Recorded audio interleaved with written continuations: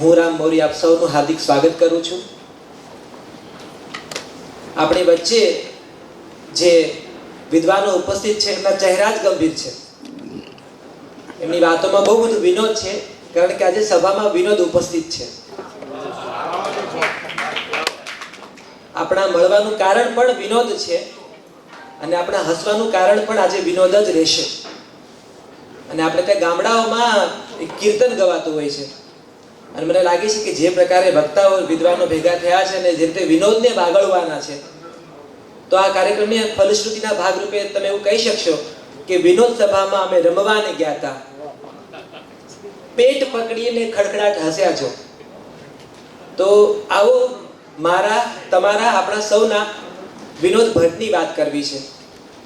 ચોથી પુણ્યતિથિ નિમિત્તે વિનોદ ભટ્ટની કેટલીક જાણી અજાણી વાતો, આમ તો આપણા બધા પાસે એટલા બધા સ્મરણોનું પોટલું છે અને મજા એ છે સર્જકની કે એને ઓળખનારો દરેક માણસ એવો દાવો કરી શકે કે સૌથી વધારે હું જ આને ઓળખતો હતો. એ બધાને એવી લાગણી અપાવી શકતા કે તું જ મારો સૌથી ખાસ છે. અને દરેક પાસે એટલી બધી કથાઓ છે, તો એ કથાઓ વિશે વાત કરવાના છે અહીંયા જે. અને વિનોદ ભટ્ટને બિલકુલ ન ગમતું એ વાત તો આપણે નહીં જ કરીએ, વિવેચન,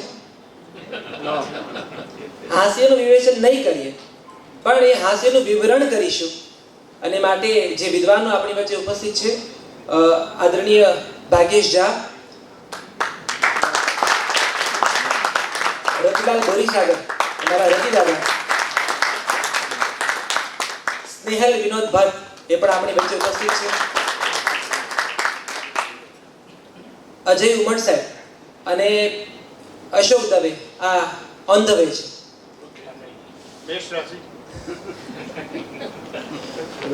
તો હવે વધારે સમય નહીં લેતા હું કવિ, નિબંધકાર ને નાટ્યકાર એવા ભાગ્યેશ ઝાને વિનંતી કરીશ કે એવો આ પ્રસંગની આખી આ ભૂમિકા બાંધે.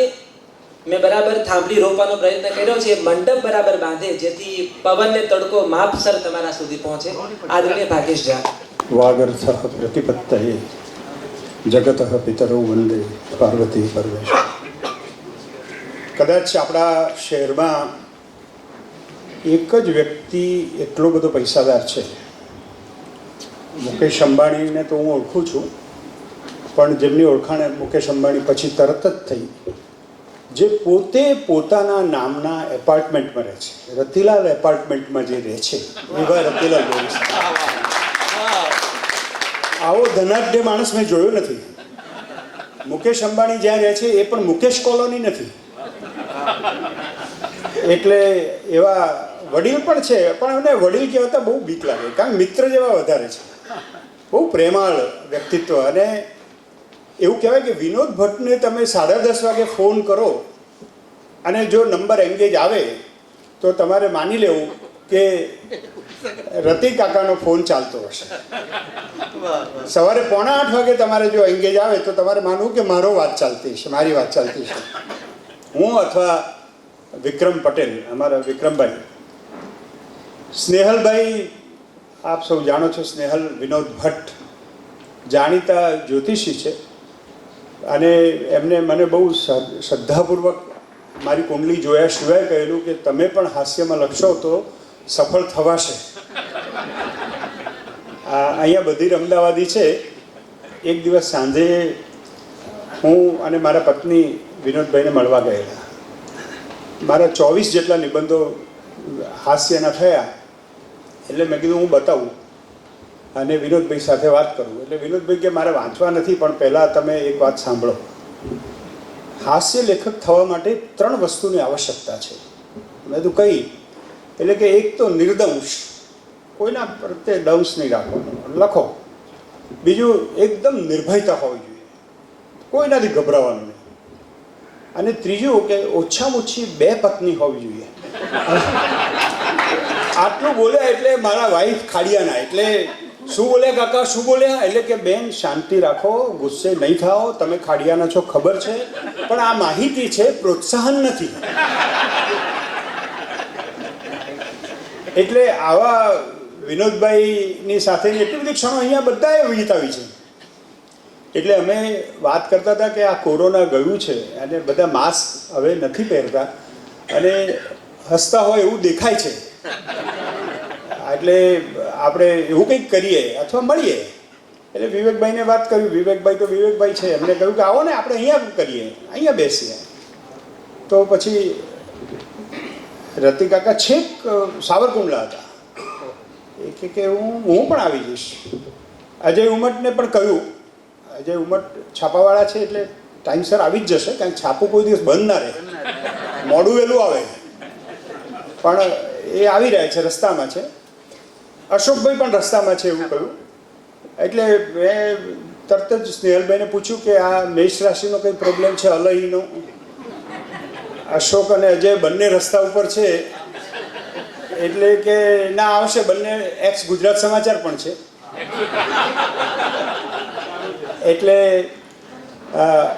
આ સભા છે પણ આ કોઈ ફોર્મલ ફંક્શન નથી. એકદમ અનૌપચારિક રીતે અમે ખાલી ચા પીવા મળવાના હતા. એની જગ્યાએ તમને બધાને પણ, બધા વિનોદભાઈના સ્નેહીઓ જ છીએ આપણે. અને હું તો હંમેશા કાયમ કહેતો હોઉં છું કે પ્રોટોકોલ ઇઝ એ ખોટો કોલ. એટલે પ્રોટોકોલ જેવું તો કંઈ છે જ નહીં. પણ વિનોદભાઈ જેવો વ્યક્તિ આપણી વચ્ચેથી જાય અને આપણે ભૂલી જઈએ એવું ના બનવું જોઈએ. અને એટલા માટે 3 વસ્તુઓ આપણા આ આશ્રમ રોડ ઉપર જે ટકી છે. એક 3 હોલ છે રાધર. એક આત્મા હોલ છે અને આ બાજુ વિશ્વકોશ છે. એટલે જ્યારે તમારે સાહિત્યનો આત્મા શોધવો હોય ને ત્યારે, અથવા કોઈ વ્યક્તિ વિશેષ વિશે એના આત્મા વિશે જાણવું હોય ત્યારે શબ્દ જ્યોતિમાં એક બીજા મનીષ સાથે તમારે ત્યાં જવું પડે. જ્યારે તમને એમ થાય કે મારી વાત ડોક્યુમેન્ટેશન થાય તો વિશ્વકોશમાં જવું જોઈએ. પણ જ્યારે કોઈને નવજીવન આપવું હોય ને ત્યારે અહીંયા આવવું. એટલે આ નવજીવન, એટલે અમે વિચાર કર્યો. અને આ વિવેકભાઈનું પણ, વિવેકભાઈ અને શિલ્પાબેન આ વિનોદભાઈની ફેમિલી. એટલે મેં હમણાં જ એમને કહ્યું, મેં આક્ષેપ પણ કર્યો થોડો, પણ કે હું જ્યારે વિનોદભાઈને ત્યાં જઉં ત્યારે લગભગ 25-30% પ્રસંગોમાં તો એ બેઠા જ હોય ત્યાં. એટલે એવું નહીં કે નવજીવન ચાલે જ છે, પણ એમની એટલી ગાઢ મૈત્રી હતી. અને એ વખત તો હું પણ નોકરીમાં હતો, તેમ છતાંય હું જતો હતો. એટલે એવું નથી, માણસોને કામ હોય તો એ વિનોદભાઈ પાસે જતા હતા.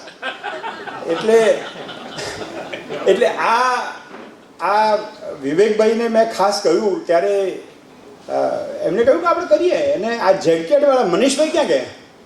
એ પાછા સંતાયેલા રહે છે. મનીષ પટેલ ઉત્તર ગુજરાતના પટેલ છે, તેમ છતાંય સંતાયેલા રહે છે. હા મનીષભાઈ, તમારું હાર્દિક સ્વાગત છે.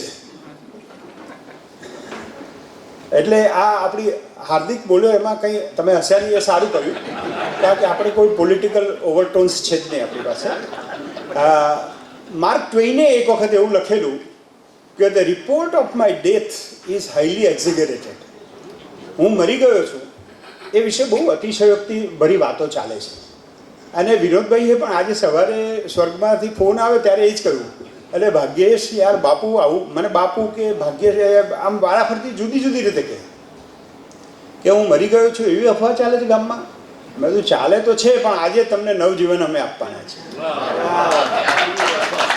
અને તમે એમને તમારા ઘેર લઈ જાઓ એવી સગવડ એટલા માટે કરી છે કે અહીંયા જે પુસ્તકો પડ્યા છે એ 40% ડિસ્કાઉન્ટમાં આજે આપવાના છે, કદાચ ના હોય તો. એમાં એવું થયેલું વિવેકભાઈ કે એક વખતે ઓર્લેન્ડોમાં 2018 હું ને હિતેન આનંદપરા અમે 2 યુનિવર્સિટી ઓફ ફ્લોરિડાના આમંત્રણથી ત્યાં ગયેલા.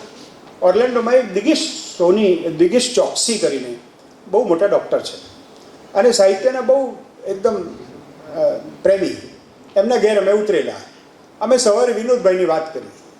વિનોદભાઈની વાત વગર તો દિવસ ઉગે જ નહીં એવું થાય. એટલે વિનોદભાઈની વાત કરી કે પછી મને કે આવો મારી લાઇબ્રેરીમાં. એમને લાઇબ્રેરી બતાવ્યું, બધા પુસ્તકો હતા, પણ એક પુસ્તક નહોતું. મેં કીધું કયું નથી, લાવો ને આપણે વિનોદભાઈને વાત કરીએ. એટલે કે જોડો ફોન. પછી ફોન જોડ્યો તો વિનોદભાઈને તો મજા આવી જાય, મારો ફોન જાય એટલે અમે તો બહુ મજા કરીએ. એટલે વિનોદભાઈને ફોન કરીને પૂછ્યું કે વિનોદભાઈ આ દિગીશભાઈ સાથે જ વાત કરો ને. દિગીશભાઈએ કહ્યું કે કાકા હું તમારો બહુ ફેન છું, તમારા બધા પુસ્તકો વાંચ્યા, પણ તમારું એક પુસ્તક મારી પાસે નથી. એટલે કે કયું? એ કે પહેલું સુખ તે મૂંગી નાર. આ કે આ પુસ્તક નથી. એટલે વિનોદભાઈ તરત જ 30 સેકન્ડમાં કહ્યું કે એ પ્રિન્ટમાં અને સંસારમાં અવેલેબલ નથી. આ વિનોદભાઈ એ વિનોદભાઈને આપણે યાદ કરવા ભેગા થયા છીએ. આમાં કોઈ ભાષાનો નથી. આજે અમારી બહુ ઈચ્છા હતી, વિક્રમભાઈએ સજેશન કરેલું કે આપણે કંઈક થોડું વાંચન ને એવું કરાવીએ. અમને અર્ચન ત્રિવેદીનો અમે સંપર્ક પણ કર્યો, પણ અર્ચન ત્રિવેદી આજે અંજાર જઈ રહ્યા છે. એટલે આજે મારી એક નવી એમની જે બાજુ છે, આપણે બધા એમને શોધીએ છીએ અથવા વાંચીએ છીએ, એ આપણે એમની કોલમથી એટલે હાસ્યના નિબંધોથી આપણે ઓળખીએ છીએ. એ જીવન ચરિત્ર રજનીકુમાર પંડે આપણી વચ્ચે છે. એમને હમણાં સાંદીપની સાહિત્ય ગૌરવ એવોર્ડ મળ્યો, બહુ મોટો એવોર્ડ. 84 વર્ષના યુવાન. હું હંમેશા એમને એટલે વિનોદભાઈની સ્ટાઇલમાં કહું ને કે રજનીભાઈ પણ એટલા સરસ રીતે કપડાં પહેરે. એ મુનશી માટે એવું કહેતા કે મુનશી આમ કપડાં પહેરે પછી ઇસ્ત્રી કરતા હશે, એટલા સરસ લાગે એમ. એટલે આ રજનીકુમારનું પણ એવું એકદમ મેં એમને પૂછ્યું કે આ સ્કાર્ફ બાર્ફ યાર તમારું બરાબર આમ આટલી નાની ઉંમરમાં માણસ આવો તૈયાર થઈને નીકળે, 84 વર્ષની ઉંમર એટલે કંઈ ના કહેવાય. એ એમની જે જાગૃતિ છે એવી રીતે એમને જીવન ચરિત્રો આપ્યા. એટલે જો કે ચંચી મહેતા તો એમ કહેતા કે આ જીવન ચિત્રો છે. એ એવી જ વાત વિનોદભાઈ માટે પણ છે. અને વિનોદભાઈની એ બાબત મેં એમના હાસ્ય નિબંધો, આપણા પ્રસંગો તો બહુ કીધા છે. આજે મારે પ્રસંગો થોડા કહેવા છે, પણ મારે એમની એ સિરિયસ બાબત પણ વાત કરવી છે. એમને 8 પાત્રો વિશે જે લખ્યું છે સાહેબ, મારી આખી દ્રષ્ટિ બદલાઈ ગઈ કે ચાર્લી ચેપ્લિન વિશે કદાચ કોઈ ભારતીય લેખકે નહીં લખ્યું હોય એટલું એમને લખ્યું છે ચાર્લી ચેપ્લિન. અને ચાર્લી ચેપ્લિનની વાઈફ મિલ્ડ્રેડ સાથે એના છૂટાછેડાની વાત બે પતિ પત્ની કરતા હતા, એની કલ્પના કરી આ વિનોદભાઈ જ લખી શકે કે મારો ભાઈબંધ સેમ્યુઅલ એમ કહે છે કે આપણે છૂટા થવાનું છે. એટલે પછી એની વાઈફ મિલ્ડ્રેડ કહે છે કે મારી બહેનપણી માર્ગારેટ પણ એવું કહે છે. એટલે કે તો મિલું આપણે છૂટા પડીએ તો કેવું. આ વિનોદભાઈ અહીં આવે છે મિલું. હવે મિલ્ડ્રેડને એને મિલું ચોક્કસ નહીં કહ્યું હોય ચાર્લી ચેપ્લિન, પણ એ વિનોદ ભટ્ટ એમાં પરકાયા પ્રવેશ કરીને એવું સરસ લખ્યું છે. Anton Chekhov, great showman Bernard Shaw, comedy king Charlie Chaplin, Manto એક બદનામ લેખક. મંટો વિશેનું કદાચ ગુજરાતમાં કોઈને ખબર નહીં હોય, ઉર્દુ લેખકોને બાદ કરતા એટલું બધું મંટો વિશે એમનું. મને પણ મંટોનો પરિચય કરાવનાર વિનોદભાઈ મને કે આ વાંચો બાપુ, આ વાંચો, તમે જુઓ આમાં તમને મજા આવશે. અને જે બધા આપણે આ ગંગુબાઈ કાઠિયાવાડી તો અત્યારે જોયું, એમણે જે રીતે મંટોએ આખી જે વસ્તુ ઊભી કરી છે અને જે રીતે પાત્રાલેખન કર્યું છે એ મને વિનોદભાઈએ બહુ, એટલે સાહિત્યમાં વિનોદભાઈને આપણે એક હાસ્ય લેખક તરીકે ગણીએ, પણ તમે વિનોદ વિમર્શ વાંચો ને ત્યારે ખબર પડે કે he was a philosopher. Vinodbhai was a philosopher. અને નર્મદ વિશે નર્મદ, કનૈયાલાલ મુનશી, જ્યોતિન્દ્ર દવે અને ગ્રેટાદમ શેખાદમ આબુવાલા. આ 8 ચરિત્ર ચિત્રણો, એટલે એવું કહેવાય છે કે વિનોદભાઈના શ્રેષ્ઠ વ્યક્તિ ચિત્રો, જીવન ચરિત્રો, એવા 2 પુસ્તકો છે. એ 2 પુસ્તકો આપણે સૌએ જરૂર વાંચવા જોઈએ તો વિનોદભાઈનો એક વધુ પરિચય થાય કે વિનોદભાઈ વ્યક્તિના જીવનમાં કેવી રીતે જાય છે અને કેટલું ડિટેલમાં. ચેખવનો આવો અભ્યાસ કરીને માણસ રજૂ કરે. શેખાદમ આબુવાલાની આમ વિરોધાભાસી કવિતાઓ લખે, પણ એમ કે એ કે આ શેખાદમ ગ્રેટાદમ જ લખી શકે કે હું વિમાનમાં બેઠો છું અને મેઘદૂત વાંચું છું.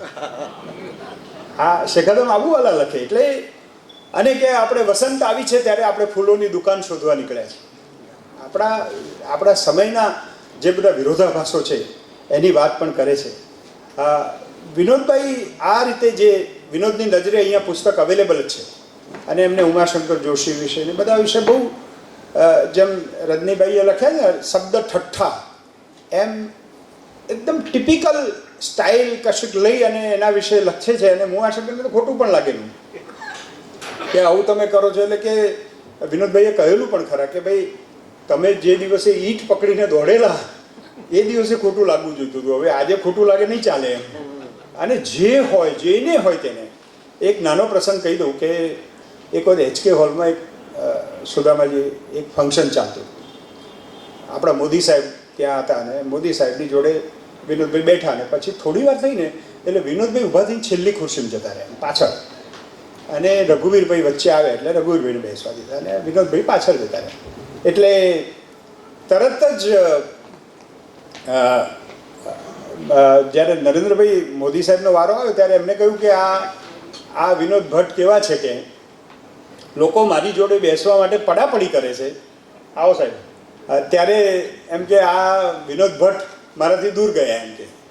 એટલે વિનોદભાઈ કે સાહેબ મારે પણ ઈચ્છા હતી કે તમારી જોડે હું બેસું, અને આ હોલમાં તમે તો બહુ જોરદાર માણસ છો કે તમારી વ્યક્તિત્વ એવું છે, અહીંયા 80% લોકો તમને જોવા આવ્યા છે અને બાકીના 20% એટલા માટે આવ્યા છે કે એમને તમે જુઓ, કારણ કે એ લોકો ભાજપના કાર્યકર્તાઓ છે અને એમને પણ સાહિત્યમાં રસ છે. આ વિનોદ ભટ્ટ અને કહે કે પણ સાહેબ મારે એટલા માટે મારે દૂર જવું પડ્યું. 3 દિવસથી છાપામાં આવે છે કે 2 આતંકવાદીઓ અમદાવાદ ઉતર્યા છે નરેન્દ્રભાઈને મારવા, અને કે જો ભૂલે ચૂકે આ હોલમાં આવી ગયા હોય અને એ નિશાન ચૂકી જાય તો હું ગરીબ બ્રાહ્મણ કે આ રઘુવીર તો દૂધ પીને અઠ્ઠો કઠ્ઠો છે કે મને તો કંઈ ના, હું તો તરત જ ગુજરી ગયો અને કંઈ ના થાય એટલે કે હું દૂર બેઠો. આ વિનોદભાઈને કોઈ વસ્તુનો વિચાર ના કરવો પડે, એ તરત જ વાત કરે. એક વખતે મેં કહ્યું કે કાકા હું જઉં છું વડોદરામાં MS યુનિવર્સિટીમાં સંસ્કૃત મહાવિદ્યાલયમાં, મારે બોલવાનું છે, સંસ્કૃતમાં બોલવાનું છે, કારણ કે ઓલ ધ બેસ્ટ. મેં તો યાર આવું આપણો સંબંધ નથી, ઓલ ધ બેસ્ટ એવું ચાલતું છે, તમારે મને વિષય પૂછવો પડે કે શું વિષય છે ને શું મુદ્દા તૈયાર કર્યા કે એવું બધું મને પૂછવું જોઈએ. એ કે મેં તમને કહ્યું જ નથી, મેં તો ઓડિયન્સને કહ્યું છે.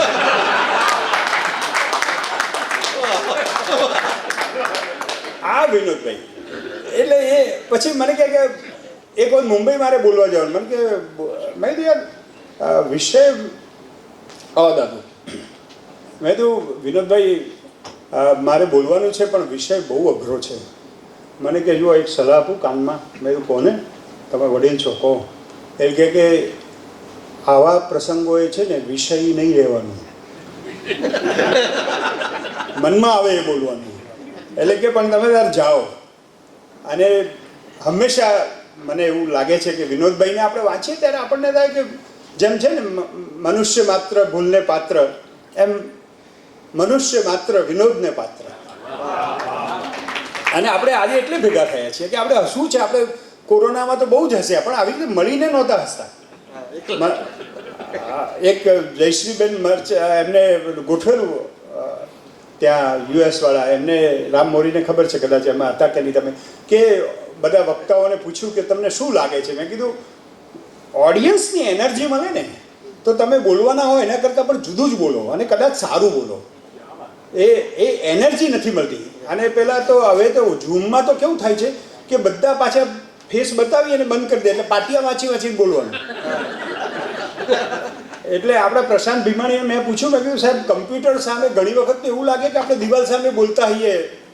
એ કે એવું લાગે ત્યાં સુધી વાંધો નહીં, પણ સામેથી પડઘા સંભળાતા હોય ને એવું બધું થતું હોય તો મને બતાવવા આવજો. એટલે પણ એક જ્યોતિન્દ્ર દવે વિશે જે એમણે લખ્યું, આમ સામાન્ય રીતે અજયભાઈ મારું એવું કહેવું છે કે કવિ સંમેલનો જે થાય છે ને એ રતિકાકાને વિનંતી કરું તમે જરા ખુલાસો કરજો. કવિઓમાં જે એટલે યુક્રેન રશિયા જેવો સંપ હોય છે એવો સંપ હાસ્યકારોમાં નથી. હાસ્યકારો બધા એકબીજાને બહુ ચાહતા હોય, બધાને એકદમ. જ્યારે કવિઓનો પ્રોબ્લેમ હોય છે એટલે હું હંમેશા મારું એક વન લાઇનર છે કે કવિ સંમેલન એક એવી સામાજિક વ્યવસ્થા છે જે કવિઓ એકબીજાને સાંભળે છે. કારણ કે નહીં તો બહુ મુશ્કેલી હોય છે. કોઈ કવિ બીજા કવિને વાંચી શકતો નથી ને સાંભળી પણ શકતો નથી. એટલે એ દશામાં પણ જ્યોતિન્દ્ર દવે વિશે જ્યારે એ લખતા હોય કે રતિકાકા વિશે વાત કરતા હોય કે બકુલ ત્રિપાઠી વિશે વાત કરતા હોય તો ત્યારે બધામાં તમે જુઓ તો ઉમળકો હોય. નિરંજન ત્રિવેદી, બધા હાસ્યકારોમાં એક પ્રકારનો સંપ હોય છે. કવિઓને ખબર નથી એટલે કદાચ એમને કોકે કહી દીધું હોય કે ભાઈ પ્રેમમાં નિષ્ફળ જવું જોઈએ ને આ તેને અમુક બધી ફોર્મ્યુલા આવે ને, ફોર્મ્યુલા પ્રમાણે કવિ થવા જાઓ તો બધા ઘણા પ્રશ્નો જીવનના પણ પછી નડતા હશે કદાચ. એટલે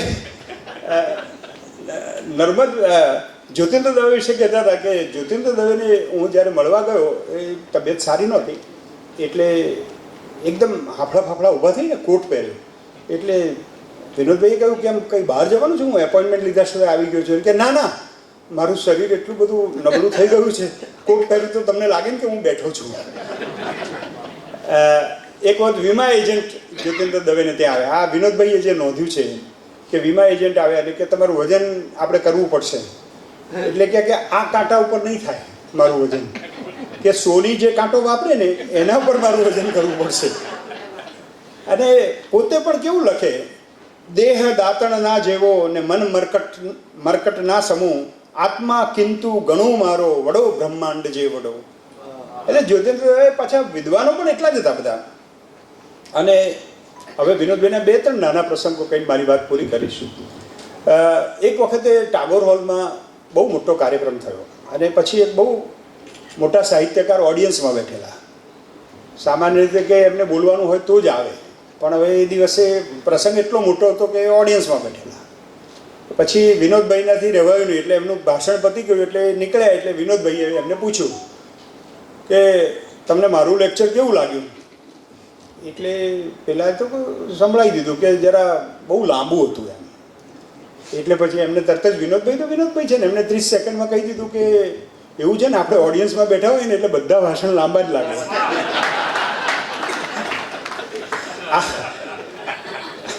આ વિનોદભાઈના 2 વસ્તુઓ હું બધાને બહુ ભલામણ કરીશ કે એક કાગડો કફન અને પેટ્રોમેક્સ, એક એબ્સર્ડ વાર્તાનું વિવેચન. એ જે એમને જે નિબંધ લખ્યો છે એ વાર્તાની, મેં રામ મોરીને પણ કહ્યું કે આ વાર્તા વાંચીએ ને તો આપણને એમ લાગે કે એમને કેટલું બધું ઘટનાલોપવાળી સુરેશ જોશીની જે આખી વાર્તાની theory, the theory of short stories, એ કેટલું બધું એમને આત્મસાત કરેલું. અને પાછું એમાં પણ એમને લખેલું કે ગુજરાતી સાહિત્યમાં આવી બીજી ઉત્તમ કૃતિ મેળવવા ભાવકોએ કેટલા વર્ષો સુધી જોડવું પડશે. આ એક જ નિબંધ લખ્યો હોત ને હાસ્યનો, તોય હું આજીવન વિનોદ ભટ્ટનો ફેન રહેત.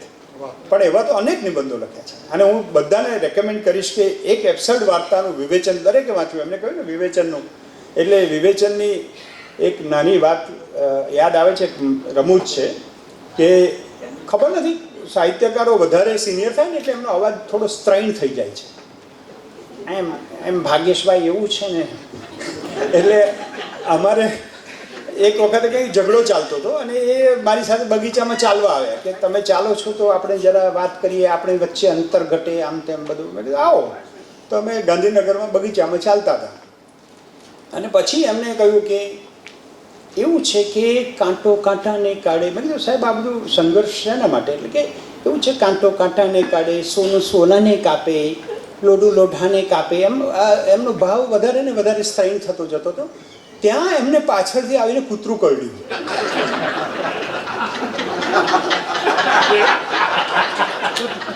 એટલે પછી મારે બહુ આશ્વાસ, મને કે હવે શું થશે? મેં કીધું હવે કશું, આપણે તિર્યક ગતિએ રૂગ્ણાલય તરફ જઈએ,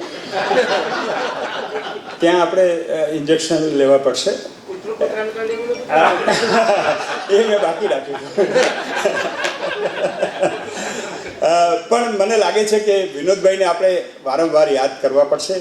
વિનોદ વિમર્શ પુસ્તક, ધ થિયરી ઓફ હ્યુમર, એટલું સિરિયસ શાસ્ત્રીય પુસ્તક વિનોદભાઈ આપી શકે એ આપણા માટે ગૌરવની ઘટના છે. અનેક વખતે મેં કલ્પના કરીને મેં એક હાસ્ય નિબંધ લખેલો કે વિનોદ ભટ્ટનું વસિયતનામું. એમાં એ વાત એવી છે કે વિનોદભાઈની 3 મિલકતો, એક વિનોદભાઈનું જે પુસ્તકોનું ધન છે એ સ્નેહલભાઈના નામે એમને કરેલું છે. એમને જે ખાલીપો ને એકાંત છે એ યુવાન લેખકોને આપ્યું છે કે આ એકાંત અને ખાલીપો એ બહુ જરૂરી છે ક્રિએટિવિટી માટે. અને એક ત્રીજી જે એમની વિનોદ વૃત્તિ છે એ એમને ગુજરાતની પ્રજાને નામે લખી આપ્યું છે. તો એવી વિનોદ વૃત્તિના આપણે સૌ વારસો બનીએ એવી શુભકામનાઓ સાથે આપ સૌ આટલા મોટી સંખ્યામાં આવે. આ તો આમ જ બેસવાનું હતું, આમ ગમ્મત માટે ખાલી વાતો કરવા માટે ભેગા થવાનું હતું, પણ આપણે વિનોદભાઈને આજીવન યાદ રાખતા રહીશું. મને આજે ઘણા લોકો ફોન કરીને કહેતા હતા કે અમને કેમ ના બોલાય, અમને કહેવું જોઈએ, અમે કરીએ. ભાઈ આ વિનોદભાઈ તો સૌના છે. તમે વિનોદ ભટ્ટની દિવસ ત્યાં પણ ઉજવી શકો, અમેરિકામાં ઉજવી શકો. 23મી મે આ સ્નેહલભાઈ યુનોવાળાને જ અધિકાર છે કે દિવસો જાહેર કરે. આજે આ સભામાં આપણે ઠરાવ કરીએ કે 23 મે હવેથી વિનોદ દિવસ કહેવાય છે અને જેને ઉજવવી હોય ઉજવે. મફતભાઈએ કીધું હતું અને વિનોદભાઈએ કહેલું છે, એટલે વિડીયો રેકોર્ડિંગ થયેલું છે, મારું પોતાનું કંઈક નથી કે મફતભાઈએ મને અભિનંદન આપ્યા કે આટલું ખડખડા રસ્તા તો મેં જોઈ જ નથી એમ. અને એ ભાગ્યેશભાઈના ફંક્શનમાં જ પોસિબલ થયું હતું. ભાગ્યેશભાઈના પુસ્તકનું વિમોચન હતું. મારા માટે છે ને વિનોદભાઈ ફ્રેન્ડ, ફિલોસોફર અને ગાઈડ હતા. એટલા માટે કે વિનોદભાઈનું ઇદમ તૃત્યમ વાંચીને મેં મારા પત્રકારત્વની શરૂઆત કરી હતી.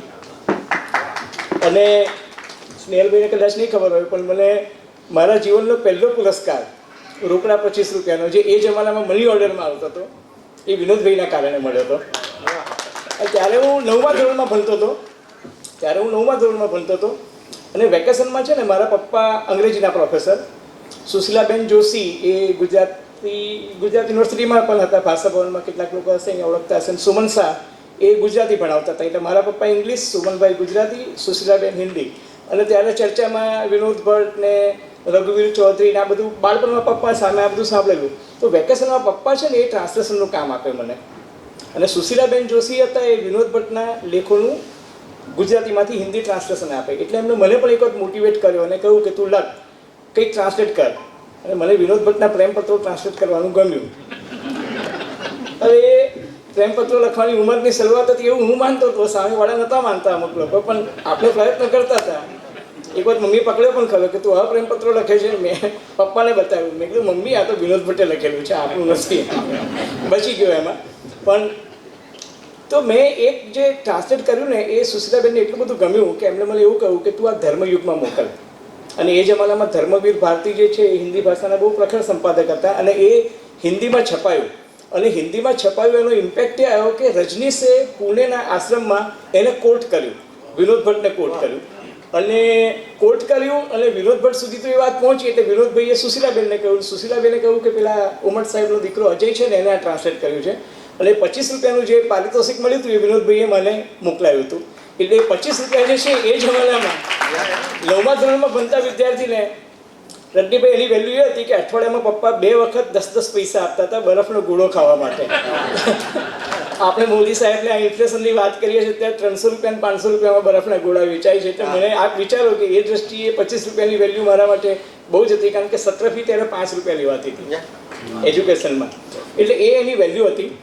પણ સાહેબ હું તમને કહું કે પત્રકારત્વમાં હું જોઉં તો ઇન્ટ્રો જે છે ને એની વેલ્યુ સૌથી વધારે છે. તમે ગમે તેટલા સારા રિપોર્ટર હોય, ઇન્ટ્રો તમે સારા લખી શકો છો કે નહીં, તો એ વિનોદ ભટ્ટમાંથી શીખવા જેવું હતું. દાખલા તરીકે ઇન્દિરા ગાંધી માટે લખે તો કે 7 ભાયડા ભાંગીને જો કોઈ એક બાઈ પેદા થઈ હોય તો ઇન્દિરા ગાંધી, બરાબર છે. હિટલર માટે અથવા તો કોઈ વડાપ્રધાન કે કોઈની ટીકા કરવી હોય તો કે હિટલર મરી ગયો છે એમ માનવું નહીં, એ બીજા સ્વરૂપમાં જીવે જ છે. પણ પાછા લખે કે બંધ બેસતી પાઘડી પહેરવાની છૂટ છે, એટલે કોઈ ખોટું પણ ના લાગે. અને હું હમણાં સ્નેહલભાઈને પૂછતો હતો કે એમની બક્ષી એમનું પ્રિય પાત્ર, અને બક્ષી સાહેબ વિના અને વસુબેન વિના તો કોઈ પણ વાત અધૂરી જ હોય. એટલે હું આવતા પહેલાં મેં પાછું બાજુને પૂછી લીધું કે આ ભાગ્યેશભાઈ આવે એનો ઉલ્લેખ નથી કર્યો, કારણ કે ઘણા પ્રસંગો રિપીટ પણ થતા હોય. તો મને યાદ છે કે બક્ષી સાહેબ એક વખત વિનોદભાઈને ત્યાં આવ્યા અને બક્ષી બાબુ, વિનોદભાઈ હંમેશા મજાકમાં કહે કે બક્ષી બાબુ આવે અમદાવાદ તો કે વિનોદ ભટ્ટ બક્ષી બાબુ આવ્યા છે, એટલે કે પધારો ઘેર. અને પછી વિનોદભાઈ કહે કે એ આવે અને 3 કલાક બેસે, એમાં મારે આવો કહેવાનું ને પછી આવજો કહેવાનું, બાકી ખાલી પોટ જે છે એ બક્ષી સાહેબ પૂરી દેતા હતા. એટલે એક વખત બક્ષી સાહેબ આવ્યા તો સ્નેહલની 2 બહેનો, એક મોના અને વિનસ, મોના મોટી રાઈટ હે ને? હા. તો હા મેં જોયા જ નહીં. હા, કેમ છો? તો બક્ષી સાહેબને જોઈને કહ્યું કે તું પીએચડી, આ બંને મારી દીકરીઓ કે પીએચડીની ચિંતા કરતી હતી, પણ બક્ષી સાહેબ આવે એટલે કે પ્રોબ્લેમ સોલ્વ થઈ જશે. એટલે એને બક્ષી સાહેબે કીધું કેમ કે અત્યારે કે સિરેફ તરીકેની જવાબદારીમાંથી મુક્ત થવાનું છું, કંઈ કામકાજ હોય તો કહો. તો કે આ મારી મોટી દીકરી છે એને MA ગુજરાતી કર્યું છે અને પીએચડી કરવાનું છે, તો હું એને સજેસ્ટ કરું છું કે ગુજરાતીમાં બક્ષી સાહેબ પર જ કરે. અને કે બક્ષી સાહેબનું બહુ મોટું યોગદાન છે. એટલે બક્ષી સાહેબે કીધું કે મારી ટૂંકી વાર્તાઓ પર કરો, તમને મજા આવશે ને હું ગાઈડ કરીશ. તો કે ચાલ તારો પ્રોબ્લેમ થઈ ગયો ને, સોલ્વ થઈ ગયો ને? તો કે હા. હવે નાની દીકરીએ કહ્યું કે પણ મારું તો સાયકોલોજી છે. તો બક્ષી સાહેબ કે અરે વિનોદભાઈ કે સાયકિક કેસ જ છે, તું બક્ષી પર કર.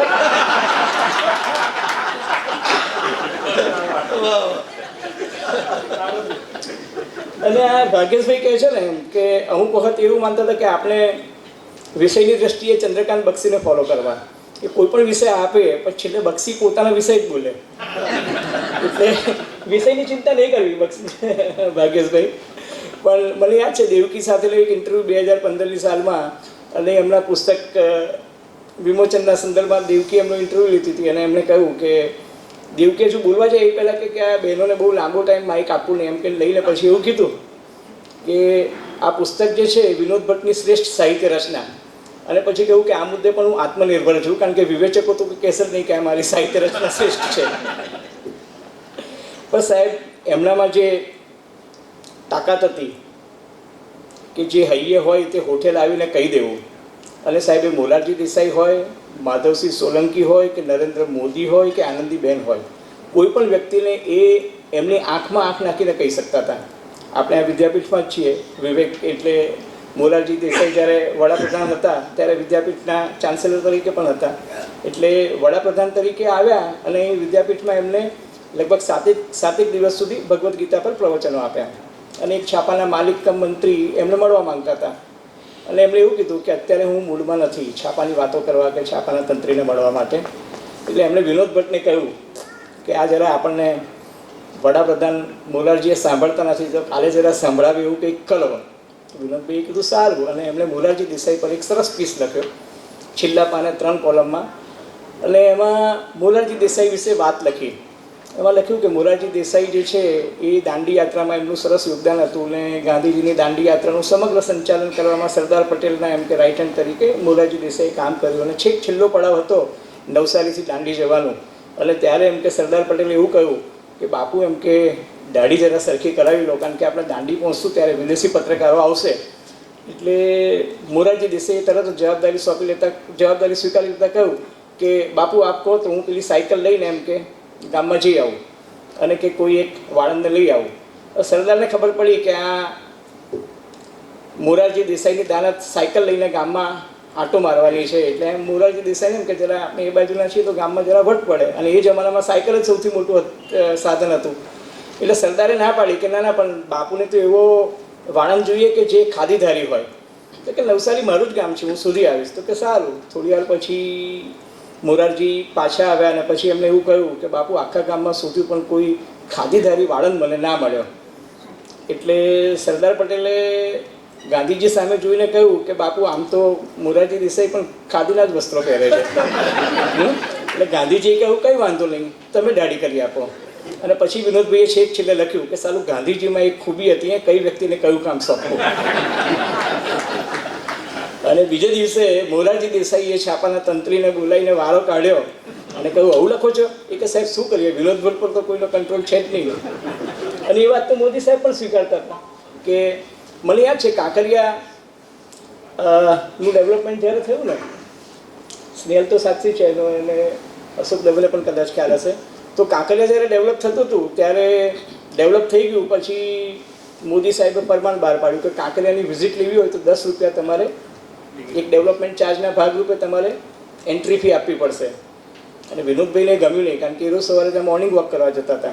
એટલે એમને, હું ત્યારે ભાસ્કરમાં એડિટર હતો, એમણે મને એવું કહ્યું કે અજય તું કહે મોદીને કે આ ચાલે નહીં. મેં તું બોસ મોદીને કહેવાથી કંઈ ફરક નહીં પડે, તો તમે કંઈક લખો. અને રવિવારની પૂર્તિમાં મોદી સાહેબની ઉપર એક ખુલ્લો પત્ર લખી અને વિનોદ ભટ્ટે કહ્યું કે આ એમ કે અમદાવાદ શહેરના નાગરિકો પરનો અત્યાચાર છે જે સહન નહીં થાય. અને તરત જ સવારે 10 વાગે મોદી સાહેબનો મારા પર ફોન આવ્યો કે પેલા વિનોદ ભટ્ટને કહેજે કે હવે ના લખે, અને કે હું એમની લાગણી સમજું છું, અને વિનોદ ભટ્ટ તો વોઇસ ઓફ અમદાવાદ છે, એટલે વિનોદ ભટ્ટની વાત એમ કે મારે સાંભળવી પડે. અને વિનોદભાઈની વાત માની અને એમને એન્ટ્રી ફી બંધ કરી દીધી સાહેબ. બાકી આમ મોદી સાહેબ સહેલાઈથી કોઈની વાત માનતા નથી, પણ હજુ પણ નથી માનતા ને બધા એવું જ કહે. બિચારા રાહુલ ગાંધીને તો લંડનમાં જઈને કહેવું પડે છે કે કોઈ સુનતે નહીં. પણ માધવસિંહ સોલંકી એ જમાનામાં તો માધવસિંહ 2 છાપા હતા અમદાવાદમાં, અને માધવસિંહ સોલંકીને જ્યારે ગુજરાતમાં જ્યારે રમખાણો થતા હતા ત્યારે રમખાણ માટે જવાબદાર ઠેરવીને એ જમાનામાં કોંગ્રેસ પાર્ટીમાં સ્ટેન્ડ પણ લેવાતું ને કોંગ્રેસ પાર્ટીના અધ્યક્ષને એવું લાગે કે ગુજરાતમાં રમખાણો વધારે થાય છે એટલે એમને માધવસિંહ સોલંકીને રવાના કરીને દિલ્હી મોકલી દીધા અને દિલ્હી મોકલીને અમરસિંહ ચૌધરીને ગુજરાતનો ચાર્જ સોંપ્યો અને છતાંય ગુજરાતમાં રમખાણો ચાલુ રહ્યા 15-20 દિવસ. એટલે બધા કહેતા હતા કે લે હવે માધવસિંહ ગયા તોય રમખાણો ચાલુ રહે છે. તો વિનોદભાઈએ રવિવારની પૂર્તિમાં લખ્યું કે સાલું માધવસિંહની કમાલ કહેવાય, રિમોટ કંટ્રોલથી પણ કે રમખાણો કરાવી શકે છે. અને માધવસિંહને દિલ્હીમાં ટેન્શન થઈ ગયું. માધવસિંહ તાત્કાલિક સવારની ફ્લાઇટ પકડીને આવ્યા અને એરપોર્ટ પર ઉતરીને વિનોદભાઈને ફોન કર્યો કે વિનોદભાઈ જમવા આવું. વિનોદભાઈ કે ના ના તબિયત નથી સારી, કે મારે થોડું બીપી વધારે છે, કે બીપી તો મારું વધી ગયું છે. પણ સાહેબ એ માધવસિંહભાઈની એટલી ખેલદિલી કે માધવસિંહભાઈ એક ફિઝિશિયનને લઈ અને વિનોદભાઈને ઘેર ગયા, તબિયત ચેક કરાવી, દવા આપી અને પછી કહ્યું કે તમારું ભાવતું ભોજન દાલવડા પણ હું લઈને આવ્યો છું. અને દાલવડા વિનોદભાઈને ત્યાં મેં પણ ઘણી વખત ખાધા છે. બલકે એમને દાલવડા ખાવા હોય તો બહાનું કાઢીને પણ મને બોલાવતા અને કહેતા કે માસ્તર આજે દાલવડાનું કંઈક કરજો, અજય ઉમટ આવવાના છે. એટલે વિનોદભાઈ હતા. પણ ગુજરાત સમાચારમાંથી હું એમને ભાસ્કરમાં લઈને ગયો. બધા માલિકોની તંત્રની વાત તો નથી કરવી, પણ ત્યારે તમે મોદીવાળો જે પ્રસંગ કહો ને એવું હતું કે સ્મશાનમાં બકુલભાઈનું અવસાન થયું અને એ નિમિત્તે બધા ભેગા થયા હતા અને નરેન્દ્ર મોદી પણ હતા સ્મશાનમાં અને વિનોદભાઈ સાથે ગોઠવાઈ ગયું હતું અને વિનોદભાઈએ એક લેખ પણ આપી દીધો હતો અને આવવાનું નક્કી થઈ ગયું હતું. અને બહાર નીકળ્યા ત્યારે બધા પત્રકારોએ નરેન્દ્ર મોદીને પૂછ્યું કે સાહેબ બકુલ ત્રિપાઠીનું અવસાન થયું, આપ શું કહેવા માંગો છો? તો કે ગુજરાત એક બહુ મોટો એમ કે હાસ્ય લેખક ગુમાવ્યો છે અને ગુજરાત સમાચારે વિનોદ. એટલે ત્યારે તો કોઈને ખબર ના પડી કે મોદી સાહેબ કઈ શિક્ષણ મારી ગયા, પણ બીજા દિવસે ખબર પડી કે વિનોદ ભટ્ટ ગુજરાત સમાચારમાંથી ગયા અને બકુલ ત્રિપાઠી પણ ગયા. એ નરેન્દ્ર મોદી એક વાક્યમાં કહેવા માંગતા હતા.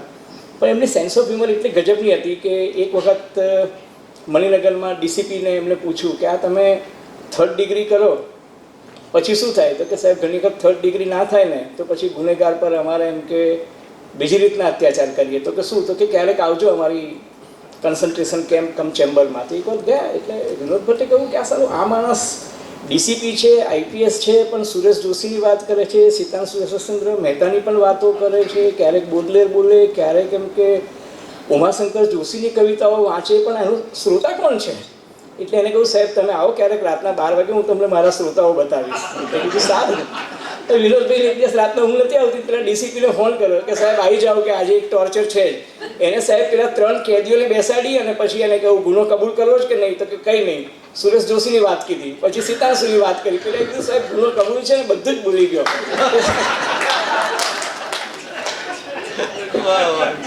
એ કે સાહેબ અમને બી સાહિત્યનો ઉપયોગ કરતા આવડે છે ને. એટલે વિનોદભાઈએ કહ્યું કે સારું કમાલ કહેવાય. અને વિનોદભાઈને ને ભાગ્યશબેન ખબર છે અકાદમીના ચેરમેન બન્યા અને સિતાંશુભાઈ સાહિત્ય પરિષદના અધ્યક્ષ તરીકે હતા. તો એમને જ્યારે રણજીતરામ સુવર્ણચંદ્રક મળ્યો એટલે વિનોદ ભટ્ટ રાજી થયા અને વિનોદભાઈએ કહ્યું કે આપણે પરિષદના જ પ્રાંગણમાં એમ કે સરસ તમારું ફંક્શન કરીએ. તો સિતાંશુભાઈએ ના પાડી કે ના ના એમ કે મારા વાંચકો, ચાહકો, ભાવકો, ટીકાકારો અને પ્રશંસકો એ બધા માટે એમ કે આ હોલ જરા નાનો પડે, આપણે કોઈક મોટો હોલ એટલે HKનો હોલ લીધો. એની કેપેસિટી લગભગ 600 જેટલી હતી. એટલે એમને કહ્યું કે એમાંથી 21,000 ભાડું ભરવું પડે. તો કે સાહિત્ય પરિષદ એટલું તો ભોગવવું જ પડે ને, સિતાંશુભાઈએ કહ્યું. એટલે પ્રકાશભાઈને બધાએ ચીપીને તમે પેલી બોલતા હતા ને એવી ભાષામાં કહ્યું. એટલે છેલ્લે સ્વીકારાઈ ગયું. હવે જ્યારે 30 ફંક્શન થયું, રણજીતરામ સુવર્ણચંદ્રક મળવાનો હતો, તો વિનોદભાઈને કહ્યું કે આપ સ્ટેજ પર બેસો. કે હા પણ પહેલાં ચલા. એટલે નીચે ઉતરીને બધા 1 2 3 4 કાઉન્ટ કરી સ્ટેજના કાઉન્ટ કરતા. એટલે સિતાંશુએ કીધું શું થયું? કે સિતાંશુભાઈ તમે નસીબદાર કહેવાઓ. તો કે કેમ? કે 23 જણ થયા આમાં, કે પેલા માઇકવાળાને પેલાને મેં નથી ગણ્યા, પણ કે સાહિત્ય પરિષદના હોદ્દેદારો, તમારા ચાહકો, ટીકાકારો, વાચકો સહિત 23 માણસો એક જ છત નીચે આવે કે આનાથી નસીબદાર કહેવાય. અને વસુબેનની વાત નહીં કરું તો વિનોદભાઈને અને વસુબેનને બંનેને ખોટું લાગશે. અનફોર્ચ્યુનેટલી વસુબેન પણ આજે આપણી વચ્ચે નથી. નહીં તો વિનોદભાઈની વાત હોય તો આ રજનીભાઈની બાજુમાં જ બેઠા હોય. પણ વિનોદભાઈ વસુબેન વિશે હંમેશા પ્રસંગ કહે. વસુબેન જે છે એ નિષ્કામ ભાવે અને નિષ્કાન ભાવે, એમને ન સંભળાતું હોય તોય વિનોદભાઈના ફંક્શનમાં આવે ને વિનોદભાઈ એમની મજાક કરે તો સાંભળી લે. એટલે મને યાદ છે એક પ્રસંગમાં એમને કહ્યું કે વેણીભાઈ પુરોહિત અને હું એમ કે વસુબેન તો કે બહુ જ રૂપાળા હતા, જાજરમાન એમનું વ્યક્તિત્વ હતું અને એક જમાનામાં કે એમને જોવા માટે યુવાનો એમ કે સવારના વહેલી સવારે ઉઠી જતા એલાર્મ મૂકીને, તો કે એ વસુબેન એમ કે આવતા હતા ને કે મારી બાજુમાં વેણી કાકા બેઠા હતા. એમને જોયું દૂરથી કે વસુબેન આવે છે એટલે ધોતિયાથી એ પોતાના ગ્લાસ સાફ કરીને પહેરીને જોયું. એ વિનોદભાઈએ કહ્યું કે વેણી કાકા હવે ગરડા થયા, હવે શું ફાફા મારો છો? તો કે હું ગરડો થયો છું, એ ઓછા ગરડા થયા.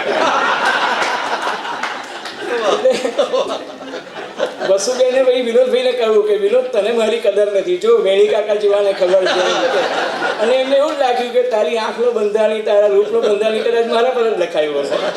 એટલે પછી વિનોદભાઈ કે આ તો એમ કે આ ગરડા છે એટલા માટે, તો કે ચાલ આજે એક કામ કરીએ, કાર્યક્રમ પતે ને પછી બહાર નીકળીએ, અને કે હું એમ કહીશ કે સાલું ગાડી નથી, અને જોજે કે આપણને કેટલા લોકો એમ કે લિફ્ટ આપવા માટે તૈયાર થાય છે. તો ખરેખર બંને બહાર ગયા, અને પછી વસુબેને આમ તેમ જોઈને કહ્યું કે આજે ગાડી નથી મારી પાસે, શું કરીશ? એટલે 4-5 જણા આવ્યા કે મેડમ જ કહ્યું તો વિનોદભાઈ, આ મેડમ કહ્યું તો એવું વિનોદભાઈએ લખ્યું છે એટલે એમ, બેન નહોતું જ કહ્યું. અને જો લખ્યું હોત તો જોડણીમાં ભૂલ હશે. તો વિનોદભાઈ લખે છે કે પછી ત્યાં પેલા એટલે વસુબેને વિનોદ ભટ્ટ સામે જોઈને કહ્યું કે જોયું વિનોદભાઈ, આપણો ભટ્ટ છે ને કે વસુબેન તમને ખબર નથી, આ બધા રીડેવલપમેન્ટની સ્કીમવાળા બિલ્ડરો છે, એટલે એમને બધા બંગાળમાં જ રસ હોય છે.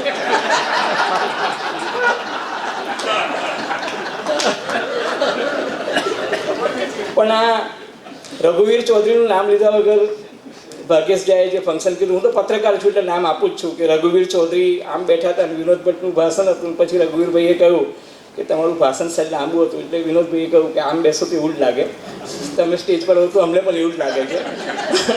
વિનોદભાઈ પર પણ જે અત્યાચાર થયા હતા, એક વખત જીવરામ જોશી એ વિનોદભાઈ મજાકમાં કહેતા કે નથી એનામાં જીવ, નથી એનામાં રામ, અને નથી એ જોશી, છતાં એનું નામ જીવરામ જોશી છે. એ જીવરામ જોશીનો જન્મ શતાબ્દી ઉજવાતી હતી, અને જન્મ શતાબ્દીના ફંક્શનમાં હરીશ નાયક અને વિનોદભાઈ આ બે હતા, અને સ્વેચ્છાએ જવાબદારી સ્વીકારી લીધી હરીશ નાયકે કે હું જેમ કે સંચાલન કરીશ. અને 3 કલાકના પ્રવચનમાં 3.25 કલાક હરીશ નાયક બોલ્યા, બરાબર છે. પછી હરીશ નાયકે કહ્યું કે વિનોદભાઈ આપણે જરા હોલ પાછો આપી દેવાનો છે, એટલે 3 મિનિટમાં વિનોદભાઈએ પોતાનું પ્રવચન પૂરું કર્યું. બીજા દિવસે પછી હરીશ નાયકે કહ્યું કે દાદા મારે પેલું થોડુંક બોલવાનું રહી ગયું, કહ્યું કે તમે પહેલાં કહ્યું હતું 3 મિનિટ આપી દે તમને. પણ મને યાદ છે એક વખત એક સરસ ઇન્ટરવ્યૂમાં વિનોદભાઈએ કહ્યું હતું કે માત્ર પદ્યની પેરોડી થાય એવું જરૂરી નથી, ગદ્યની પણ પેરોડી થાય. એટલે એને કહ્યું સાહેબ કઈ રીતના? એટલે એમને પેલી કઠિયારાવાળી વાત જે છે ને વિવેક, કે એક કઠિયારો હતો અને કઠિયારો એમ કે એની કુહાડી પડી ગઈ, અને કુહાડી પડી તો પાર્વતીજીને દયા આવીને એને કહ્યું કે આ કઠિયારાની એમ કે કુહાડી કાઢી આપો. અને શંકર ભગવાને કુહાડી કાઢતા કાઢતા મસ્કરી કરવાનું મન થયું, એટલે કઠિયારો ખરેખર સાચો છે કે નહીં એની કસોટી કરવા માટે પહેલાં સોનાની કુહાડી આપી. એટલે એને કહ્યું કે ના આ કુહાડી મારી નથી. પછી શંકર ભગવાને રૂપાની કાઢી, પછી ચાંદીની કાઢી, પેલા એ કહ્યું કે ના આ પણ નથી, આ પણ નથી.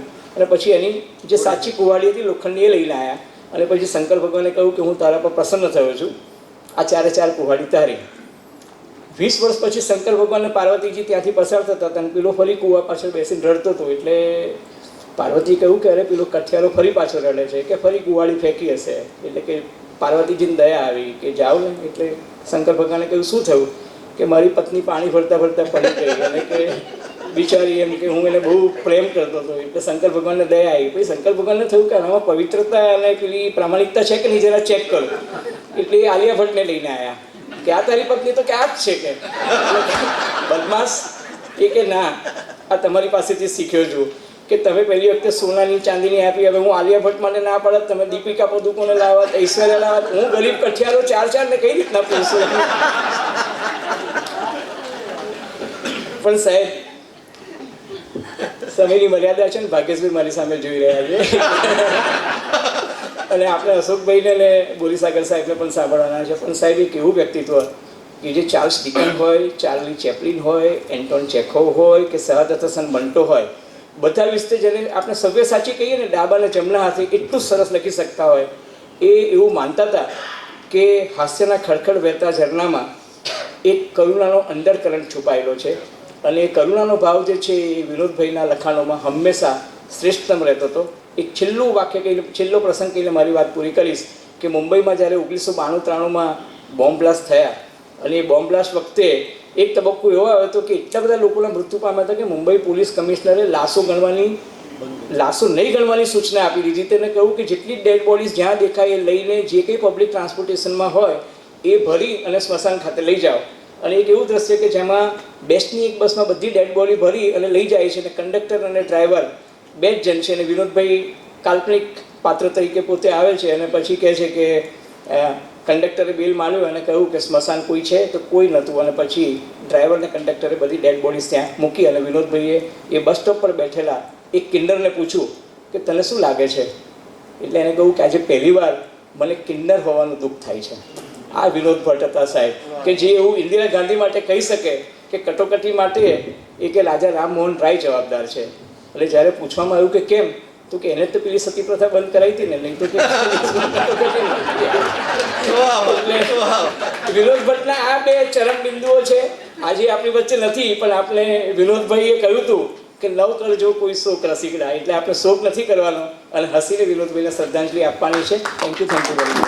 એક પુસ્તક લખ્યું છે સેલિબ્રિટી સાથે સંવાદ. એમાં એમણે વિનોદ ભટ્ટનો ઇન્ટરવ્યુ કર્યો છે. એમાં એક સુંદર પ્રશ્ન છે. એ પૂછે છે કે દાદા, તમારા ગયા પછી જગત વિશે તમારે શું કહેવું છે? તો વિનોદ ભટ્ટ એવું કહે છે કે મારા ગયા પછી હું જોઈશ કે જગત બરાબર ચાલે છે. વિનોદ ભટ્ટ. અને હવે વિનોદ ભટ્ટના સમસુખિયા એવા હું અશોક દવેને વિનંતી કરીશ કે એ આવે અને પોતાના વિનોદ ભટ્ટ આપણી વચ્ચે રજૂ કરે. અશોક દવે. એક સરસ વાત કરી દઉં પહેલાં, જે એક રહસ્યનું ઉદ્ઘાટન કરી દઉં કે હું આજે હાસ્ય લેખક છું. મારા હાસ્ય લેખનને 52 વર્ષ પૂરા થયા છે. મેં એકલી બુધવારની બપોરે ને 46 વર્ષ નોનસ્ટોપ ચાલે છે. એની પાછળ કેવળ ને કેવળ વિનોદ ભટ્ટનો હાથ છે. એ રહસ્ય પણ કહી દઉં કે 1972માં મેં વિનોદ ભટ્ટના પેલા પ્રેમપત્રો વાંચતો હું 68ની સાલમાં SSC થયો વખતે અમારી ક્લાસમાં એમના પ્રેમપત્રોની ચોપડી વાંચતા વાંચો નીચું મોઢું રાખીને વાંચતો હતો. બે વખત સાહેબ જોઈ ગયા એટલે મને કહે છે કે ચાલુ ક્લાસમાં આવું બધું વાંચે છે, એમ કરીને મારું પુસ્તક લઈ લીધું. એનો મને વાંધો નહોતો, કારણ કે જે લોકો જે વસ્તુ લઈ લેતા તે પાછી આપતા હતા. મને એમ કે પ્રેમપત્રો પાછા આપશે, ના આવ્યા. એટલે મેં કીધું ચલો સાહેબને તો પ્રેમ કરતા આવડશે. પણ એ પુસ્તકની અને એના હ્યુમરની મારા ઉપર એટલી બધી છાપ થઈ કે હું આવું લખી શકું ખરો? તો જવાબ હંમેશા ના જ આવે કે ના, વિનોદ ભટ્ટ જેવું કોઈ પોસિબિલિટી નથી. પણ છતાં બી મેં લખવાની શરૂઆત કરી દીધી અને લગભગ 100 જેટલા લેખો મેં લખીને ફાઇલ બનાવી. એની એ ફાઇલ બનાવ્યા પછી મને ક્યારે પણ એક પણ વખત એવું નહોતું થયું કે હું હાસ્ય લેખક બનીશ કે હું હાસ્ય લેખક છું. પણ ઓળમાં એક વડીલને મેં બધી આ ફાઇલ વાંચવા આપી. મને કહે તું આટલું સરસ લખે છે તો છાપામાં કેમ નથી લખતો? હું છાપામાં મારી હેસિયત નથી. એટલે કે તું એક કામ કર, નવનીત સેવકને મળ. એટલે થોડીક ગભરાહટ સાથે હું નવનીતભાઈને મારી પાસે મારી ફાઇલ લઈને ગયો. નવનીત સેવકે એ ફાઇલ સીધી વિનોદ ભટ્ટને આપી અને વિનોદ ભટ્ટે પાના ફેરવી અને ગુણવંત શાહ જે સંદેશ સાપ્તાહિક પૂર્તિ હતી એના જે માલિક સ્વર્ગસ્થ છે આજે, એમને આપી. અને ગુણવંતભાઈએ પણ એ ખાલી પાના ફેરવી અને મને કીધું કોલમનું નામ શું રાખીશું? મને આઘાત લાગ્યો કે આટલી 3માંથી એકે મારા લેખો વાંચ્યા નથી ને છતાં બી સીધી કોલમની જ વાત, એક લેખ છપાવવાની વાત બી બહુ મોટી વાત છે. તો ગુણવંતભાઈએ જે કારણ આપ્યું, 2 કારણો, એ કારણ મને હજી પણ યાદ છે. મને એમ કે જે હાસ્યના 100 લેખ લખી શકે ને એ સમૃદ્ધ જ હોય, એ વાત ગુણવંતભાઈએ કીધી. અને બીજું કે તારા લેખો વિનોદ ભટ્ટે પાસ કર્યા છે એટલે તારી કોલમ હું ચાલુ કરાવું છું. એટલે વિનોદ ભટ્ટનો મારી ઉપર એ વખતથી પડછાયો હતો. પણ ઘણા વખત સુધી હું એમને વિનોદ ભટ્ટના જિંદગી પર લેખો વાંચતો રહ્યો. મને એક લેખમાં પણ એવું નથી લાગ્યું કે હું વિનોદ ભટ્ટ કરતાં એક ટકોય સારું લખી શકું છું. ઇવન આજે પણ એ એટલા બધા મહાન લેખક હતા કે મારા માટે વકુલભાઈ પણ એટલા જ સમૃદ્ધ હતા, તારકભાઈ પણ એટલા જ સમૃદ્ધ, રતિલાલ બોરીસાગર એ પણ મારા માટે પૂજનીય છે.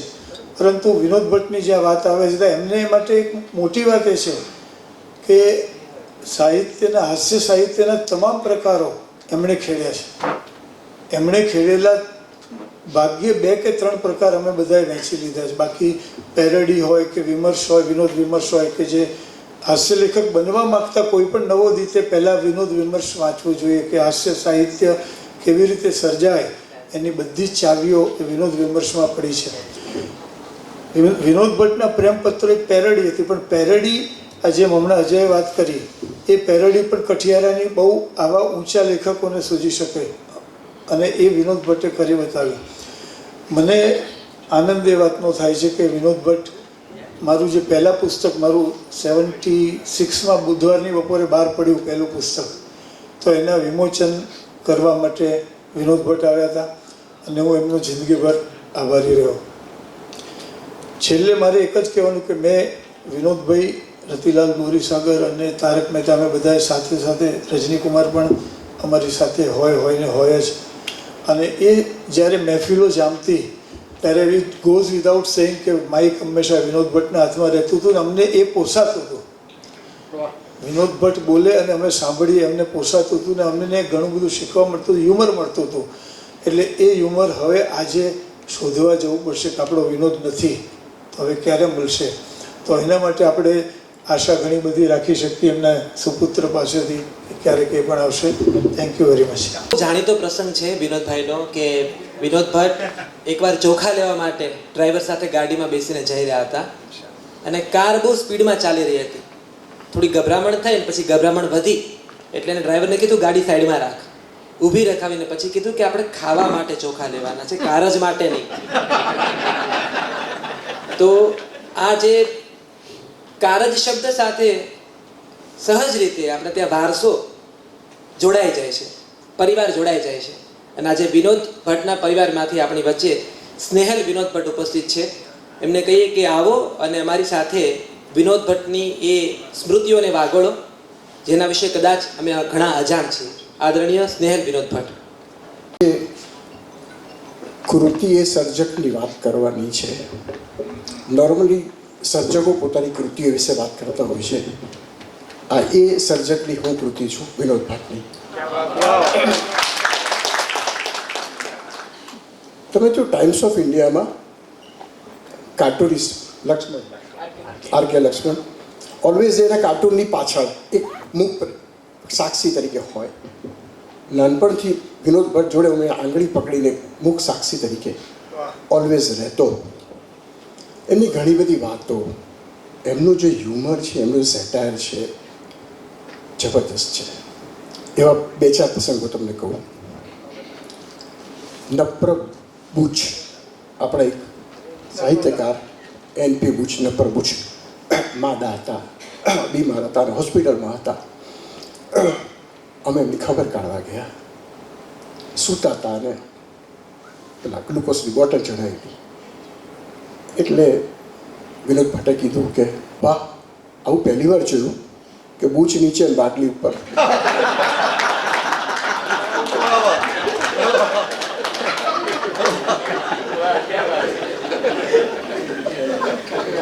આપણા મોહમ્મદ માકડ, એકવાર માકડ સાહેબે કીધું કે ભાઈ મારે તમને મળવું છે. તો અમને કીધું કે તમે ઓફિસ આવો, સાંજે 5 વાગે આપણે મળીએ, ચા પીએ. પછી એ માકડ સાહેબ ના આવ્યા. એટલે બી રિસેપ્શનનો ફોન આવ્યો કે ભાઈ સોરી, હું બહુ કામમાં હતો અને મારા શેઠ મારી પાસે બહુ કામ કરાવે છે. એટલે કે અમને કીધું કે એમ કોને કે શેઠ માકડનું લોહી પીએ છે.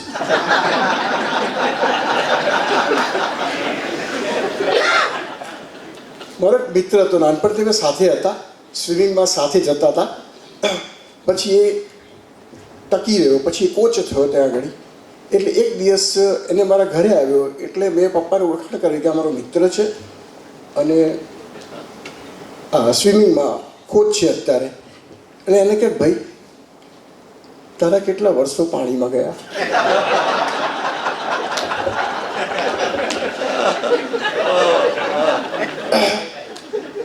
નોર્મલી છે ને, ક્યાંક એવી જગ્યાએ જવાનું હોય સિટીમાં કે ભીડમાં, તો મને એમ કે તું મને લઈ જા.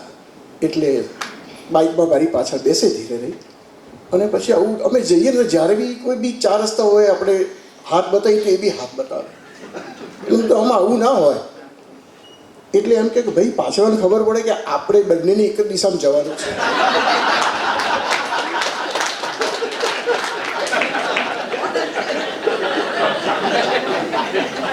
આ વિરોધ ભટ્ટ છે. આ વિરોધ ભટ્ટના પાત્રોમાં પોલિટિક્સમાં એમને ઇન્દિરા ગાંધી અને સાહિત્યકારોમાં ચંદ્રકાંત બક્ષી વિશે કંઈક વિશેષ લગાવ હતો. અને ઇતિહાસના પાત્રોમાં મોહમ્મદ તગલક. એમના કહેવા મુજબ આ ત્રણેયના મગજ લગભગ સરખા જ હતા. બક્ષીની ઘણી બધી વાતો ઘણા બધાએ કીધી છે, પણ એક બે વાત જો આ હું એનો મુખ સાક્ષી છું. આ બધી વાત જે કંઈ થઈ છે એ મારા અનુભવની વાત છે. આ બધી મેં કંઈ વાંચી નથી કે વિનોદ ભટ્ટે કંઈ લખી પણ નહીં હોય. એ બક્ષી અમારા ઘરે આવેલા કે વિનોદ બાપુ, હું બહુ ઉડાઉ માણસ છું, મેં તો બધા બહુ પૈસા ઉડાયા, આટલા બધા પૈસા ધીરુભાઈ પણ નહીં ઉડાયા હોય. એટલે પછી એમણે કીધું કે તમારી વાત સાચી છે. તમારો ભાઈ પણ કહેતો હતો કે એને તો નહીં પણ મારા પર ઉડાઈ નાખ્યા.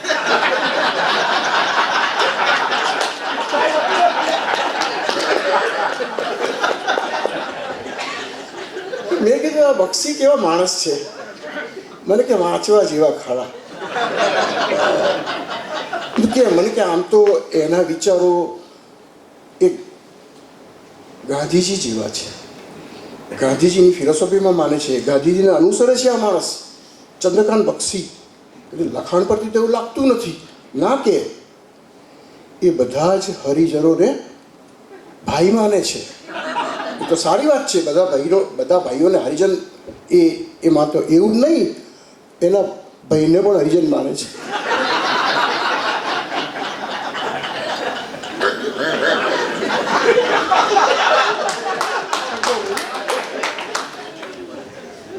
આ વિરોધ ભટ્ટ છે.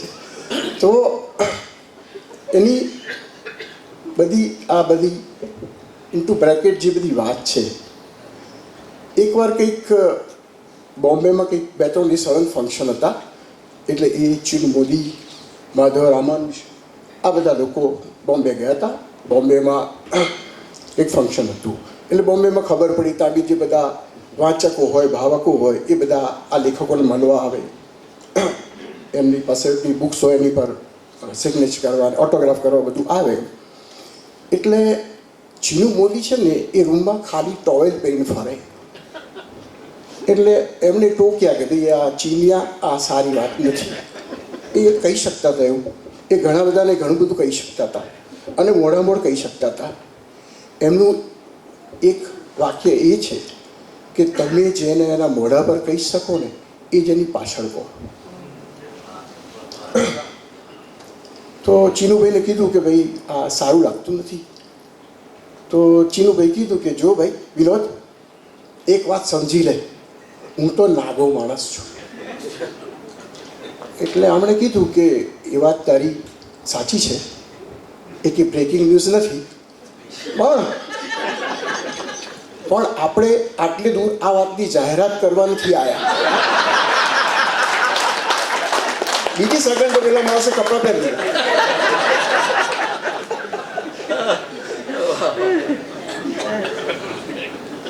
આ વિનોદ ભટ્ટ છે. અમારા ઘરમાં 14મી જાન્યુઆરી ઉત્તરાયણ એટલે એમ કહેવાય કે દિવાળી કરતાં પણ મોટો પ્રસંગ અમારા ઘરે વિનોદ ભટ્ટ. આખું વાતાવરણ સવારથી રાત સુધીનું વિનોદમય હોય અને એમના બધા જ મિત્રો, ચાહકો એ દિવસ અમારા ઘરે આવે. 4 વર્ષથી અમારા ઘરમાં કોરોનાની જેમ ક્વોરન્ટાઇન ચાલે છે. કદાચ અમારા ઘરે પક્ષીઓ પણ નથી આવતા.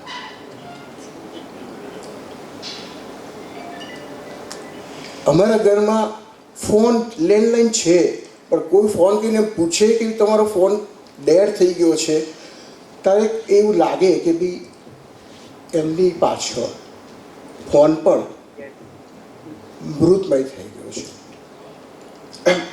અમે કોઈ કમ્પ્લેન નથી કરતા ટેલિફોનવાળાને, કારણ કે આ બધી વસ્તુઓ એ કુદરતી છે. પણ એક વસ્તુ છે કે 23 તારીખ આવે છે ને થડકો લાગે છે. દર 23 મે લાગે છે. 23મી મે તો વધારે જ લાગે છે. પણ આજે એવું લાગે છે, અમે મનથી તો માનીએ છીએ, અમે વિનોદ ભટ્ટના ફોટાને ક્યારેય હાર નથી પહેરાયો. અમારી અંદર એ છે અને રહેશે. એના સંદર્ભમાં એક વાત કહેવાની છે. અને ખાસ આવી ગયા પાછા બોરીસાગર.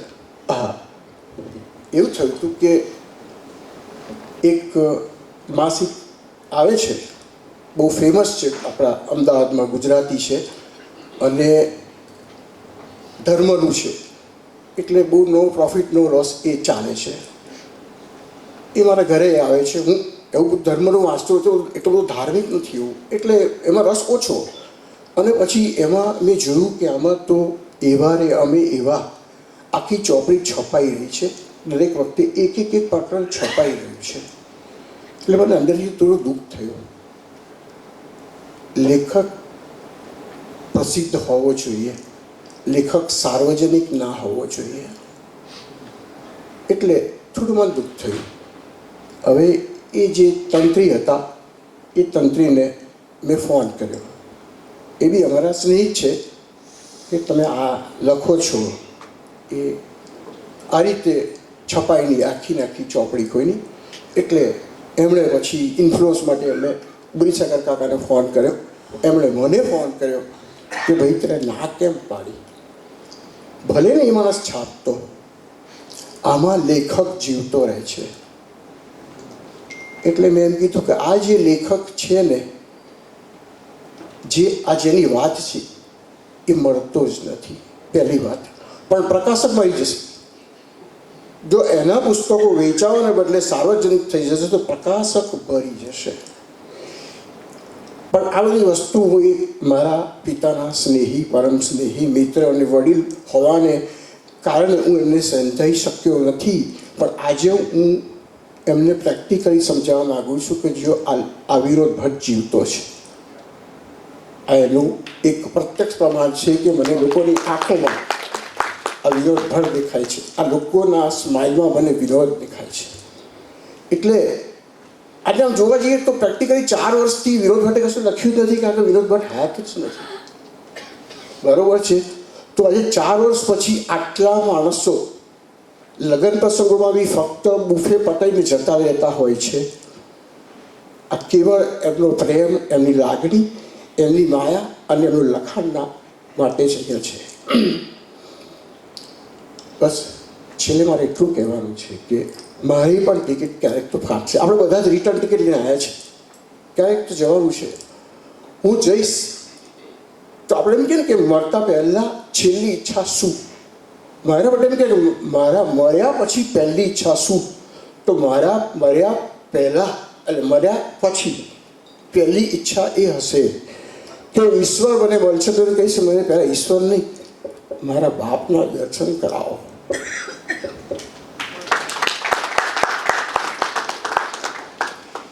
તો વિનોદ ભટ્ટ એ આપણી વચ્ચે નથી અને છતાંય છે. અને હું એવી આશા રાખું કે દર વર્ષે એટલીસ્ટ એક વાર તો આપણે ભેગા મળીને એમને વાગોળીએ. મારા વિનોદ ભટ્ટના સૌથી નાના ભાઈ અને મારા અંકલ ઉપેન્દ્ર ભટ્ટ અહીંયા ઉપસ્થિત છે.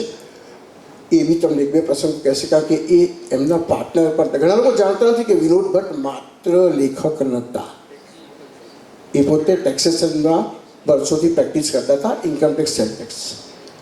તો મારા અંકલ શ્રી ઉપેન્દ્ર ભટ્ટ, પ્લીઝ એ તમને એમના વિશે કંઈક આગળ કહેશે. જે વિનોદભાઈ વિશે કહેવાય છે, દર વખતે કહેવાય છે, પણ સ્નેહલે આજે જે પર્સનલ ટચ આપ્યો છે, શરૂઆત સરસ કરી હ્યુમરથી, છેલ્લે એન્ડ પણ એના તે વિનોદ ભટ્ટની વાર્તામાં હોય, ટચ આવે, રડાઈ દે એવી એણે દિલની વાતો કરી છે. અને એ જે ઈચ્છે છે મારા પિતાને મળવું, એમ હું પણ ઈચ્છું કે મને જન્મો જો મળે તો મારો મોટો ભાઈ આવવા મળે. પ્રસંગ મારે એ કહેવાનો છે કે વિનોદ ભટ્ટ એટલે સ્પષ્ટ વક્તા, જે બધાએ કીધું, કોઈનાથી ગભરાય નહીં. એક વખત ગુજરાતી સાહિત્ય પરિષદના એ સભ્ય હતા અને પ્રમુખશ્રીએ આવ્યા અને કીધું ભાઈ આ વખતે ઇલેક્શન નથી, એટલે ખિસ્સામાંથી આમ કાગળ કાઢ્યો અને કીધું કે આટલા આટલા વ્યક્તિઓને આપણે આ વખતે ચૂંટવાના છે. બહુ મોટા માણસ હતા, વડીલ હતા કે સાહેબ પહેલાં ખિસ્સામાં કાગળ મૂકી દો અંદર. આજે મિટિંગ શાના માટે બોલાવી છે? આપણે લોકશાહીમાં જીવીએ છીએ ને, તો આ તમારી લોકશાહી નથી. ખિસ્સામાં મૂકી દો, આપણે ડિસ્કસ કરીએ. તમે જો નક્કી કર્યું છે નામો જો બધા સર્વાનુમતે કરશે તો મને કોઈ જ વાંધો નથી. અજયભાઈએ જે છાપાની વાત કરી એ તમે જાણો છો કે તંત્રીઓ કોઈ દિવસ પોતાનું છાપું વાંચતા નથી. એક છાપામાં બીજા કયા છાપાની જાહેરાતો વધારે આવે છે એના ઉપર જ એમનું ધ્યાન હોય છે. અને એ મુજબ વિનોદભાઈને શેખ આદમ આબુવાલા નામ દીધું ગુજરાત સમાચારમાં ફરતા હતા અને પછી એટલામાં પેલા કામા હોટલવાળા આવ્યા. હા, કીધું શેખ આદમ ટોપ લખ્યું છે હો. શાંતિભાઈ કીધું આપણે ત્યાં લખો ને કે છે કે સાહેબ આપણે ત્યાં જ લખ્યું છે કે છે એટલે સારું લખો ને. હવે જે માણસને એ પણ ખબર નથી કે મારા કોણ છે. ચીમનભાઈની વાત કરી, વિનોદભાઈએ શરૂઆત આજની લાખથી કરેલી, એટલે એક આર્ટિકલના 5 રૂપિયા આપે એ વખતે. પછી ચાલો અમારી ગાડી. પછી કીધું સાહેબ હવે 5 રૂપિયામાં બહુ મોંઘું પડે છે, હું કાંકરિયા રહું, અહીંયા આપવા આવું, પાછો જાઉં, પેટ્રોલ મોંઘું પડે, આટલા કાગળ લખવા પડે. એ તરીકે ચીમનભાઈ ચીરૂટ પીતા જ એમની સ્ટાઇલ, જાઓ 5ના બદલે 10 રૂપિયા આપ્યા, પણ અઠવાડિયામાં 2 વાર લખજો. આ જે વાત કરીએ તંત્રીની વાત કરે, અને આવી બધી ઘણી વાતો છે મિત્રો, અને જે આપણે વડીલોને સાંભળવા છે. પરંતુ જે તમે એટલું કહું કે જે મોટાભાઈની શું હૂંફ હોય એ અમે પ્રત્યક્ષ અનુભવી છે. અને જન્મો જન્મ એમાં તમે આગળ પણ કીધું કે કોઈ સ્ત્રી કે પુરુષ એવું નહીં કે અમારી પત્ની મળે કે પતિ મળે, પણ હું ચોક્કસ કહી કે જો મોટો ભાઈ આવો મળે, અમારે જ્યારે પણ ઓળખાણ થાય એટલે પહેલાં શું કહે અમારો ડિસ્ટન્ટ બ્રધર છે. બધા સમજે કે કંઈક કસીન હશે. ના ના એવું નથી કે છે, અમારો સગો ભાઈ છે, હું સૌથી મોટો, વચ્ચે બીજા 3 જણ, સૌથી નાનો એ છે, એટલે ડિસ્ટન્ટ બ્રધર. એવા ભાઈને આજે હું એમને યાદ કરું છું. અને આ મારા દીકરો પણ એટલો જ હોનહાર છે, એનો દીકરો પણ એટલો જ હોનહાર છે. સાહિત્યનો વારસો એ લોકોએ ચોક્કસ રાખ્યો છે. અને સાહિત્ય માટે બી છોકરાઓ એટલા જ હ્યુમરમાં, તમે એમને આજે તો બહુ થોડો સિરિયસ થઈ ગયો, જ્યારે પપ્પાને યાદ કરીને 23મી બીક લાગે છે. પરંતુ ઓર્ડિનરી કોર્સમાં મળો તો એ પણ મહેફિલનો જ માણસ છે. અને બસ આવી રીતે મળતા રહીશું. Thank you. ખૂબ ખૂબ આભાર. હવે આ ગોઠડીના અંતિમ વિદ્વાન વક્તાને આપણે સાંભળવાના છીએ.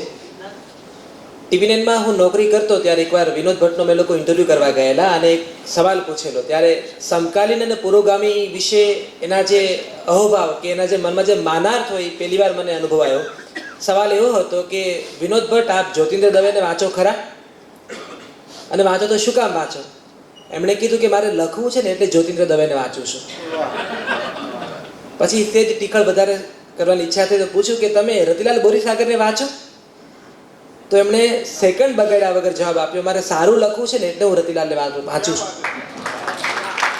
તો એવા રતિલાલ બોરીસાગરને વિનંતી કરીશ કે આવે અને આપણી સાથે વિનોદ ભટ્ટની વાતો વહેંચે. આદરણીય રતિલાલ બોરીસાગર. જયભાઈ, ભાઈ સ્નેહલ અને આપ સૌ. મોટી ઉંમરના વક્તાની પસંદગીમાં એક દીર્ઘ દ્રષ્ટિ હોય છે કે ઊભો કેટલી વાર બોલશે. એટલે આવી એક દીર્ઘ દ્રષ્ટિથી મને ઊભો કર્યો છે.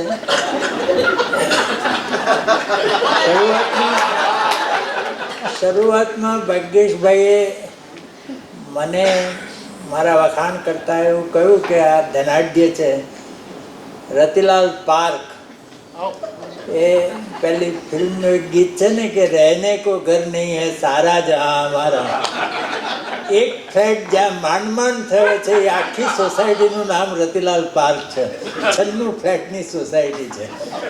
પણ આ જેમ ભાગ્યેશભાઈને જેમ ગૌરવ હતો એમ મને પણ ગૌરવ હતો, પણ એકવાર એવું થયું, કહ્યું છે ને કે ગરવ કયો સો નર આવ્યો.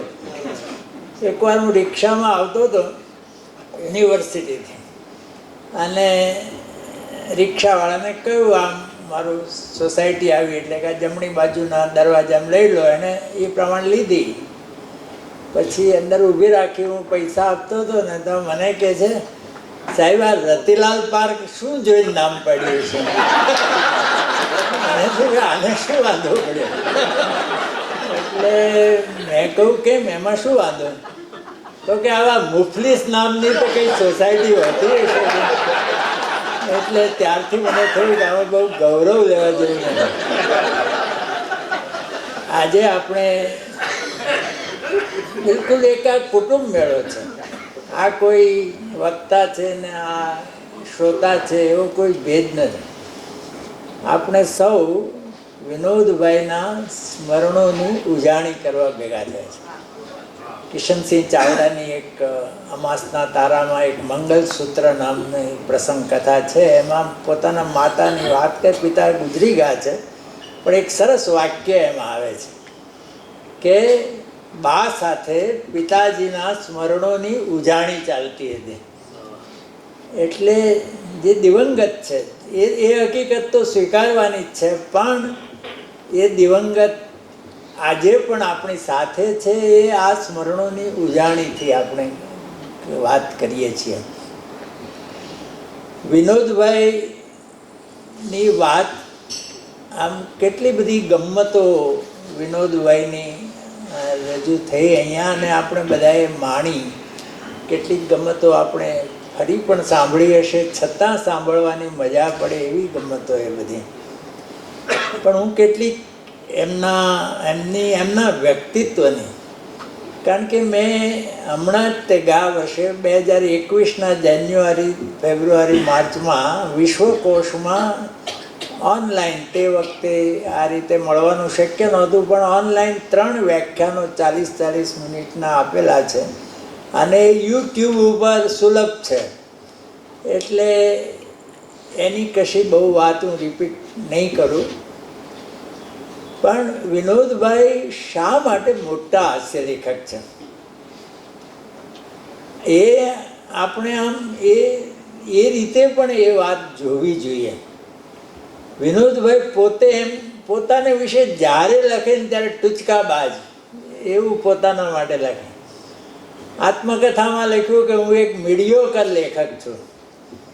એટલે મેં વિનોદભાઈને કહ્યું કે આવું તમે લખો ને કેટલાક સાચું માની લેશે.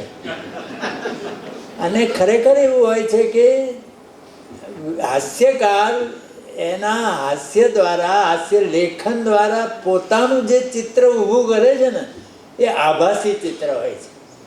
એ ખરેખરું ચિત્ર હોતું નથી, પણ એ રીતે બધાને આનંદ કરાવવા માટે એ પોતે એક મોરું પહેરે છે. વિનોદભાઈ એટલા માટે મોટા હાસ્ય લેખક છે કે એમણે આમ તમે જુઓ એમનો આખો જે આટલા બધા પુસ્તકો એમણે આપ્યા, એ જો તમે આમ જુઓ ને તો ખ્યાલ આવશે કે એમણે કેટલું વૈવિધ્ય છે એમનામાં. કોઈ પણ મોટો લેખક ક્યારે ગણાય છે કે જ્યારે એણે કેટલુંક એવું આપ્યું હોય કે જે એના સિવાય કોઈ આપ્યું ના હોય, અને કદાચ ભવિષ્યમાં પણ એના જેવું કોઈ આપી શકે એવી શક્યતા ના હોય. આ મોટો લેખક કહેવાય.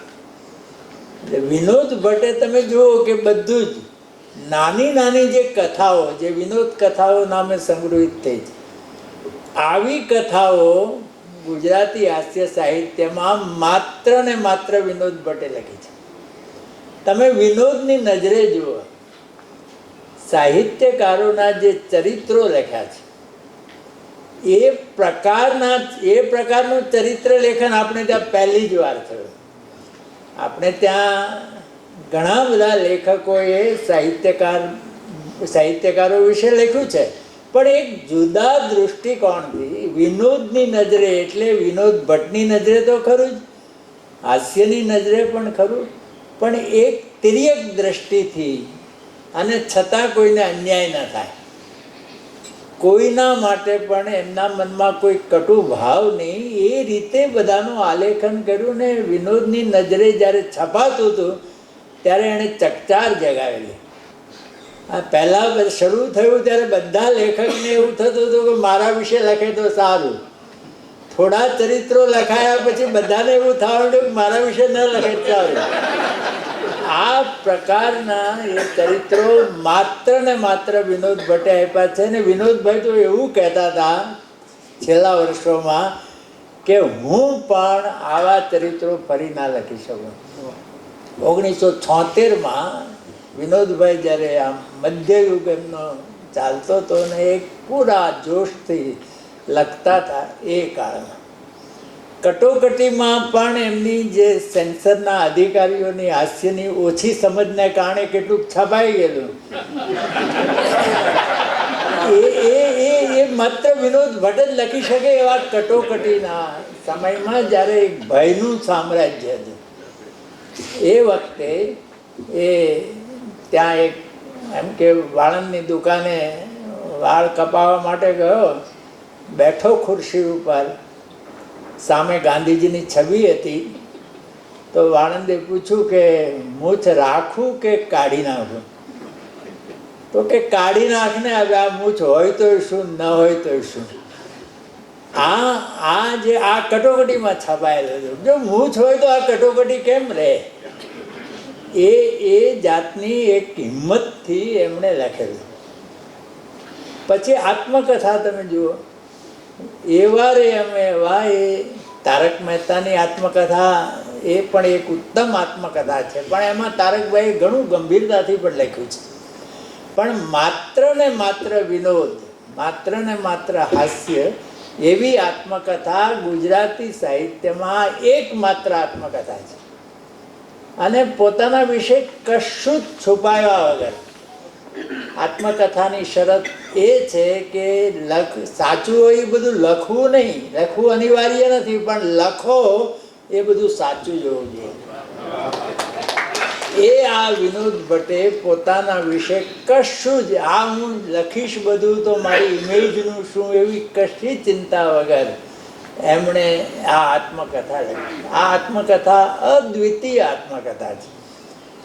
પછી એણે જે ભાગ્યેશભાઈ ઉલ્લેખો કર્યા એ ચરિત્રો લખ્યા, એટલે આ વિનોદની નજરે સિવાયના એ જે પરદેશના લેખકો, એટલે એન્ટન ચેખવ હોય કે બર્નાર્ડ શો હોય કે એ પ્રકારના એક પુસ્તક એ છે કે જેમાં વિદેશી સાહિત્યકારો વિશે લખ્યું.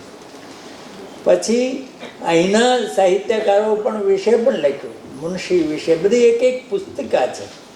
અને બધી પુસ્તિકાઓ ભેગી કરીને 2 પુસ્તકો બન્યા છે. વિનોદભાઈ પહેલાં કે વિનોદભાઈ પછી આ પ્રકારનું સાહિત્ય કોઈ આપ્યું નથી. એટલે મારે કહેવાનું એ છે કે એક પોતાનું એક અલગ રજવાડું એમણે ઊભું કર્યું, અને આ રજવાડામાં એમણે એક ચક્રી રાજ્ય કર્યું. એમાં એમના કોઈ હરીફ હતો નહીં, કોઈ એમના હરીફ થવાની શક્યતા નથી. ભાગ્યેશભાઈએ કહ્યું ને, એક પત્રકારે એમને પૂછેલું કે તમે રતિલાલ બોરીસાગરના આટલા બધા વખાણ કરો, તમને એમની ઈર્ષા નથી થતી? તો કે ઈર્ષા થવાનો સવાલ જ હોતો નથી. આ ઈર્ષા દરેક લેખક પોતપોતાની રીતે લખે છે, એમાં કોઈ એકબીજાની ઈર્ષા કરવાનો કોઈ પ્રશ્ન જ આવતો નથી.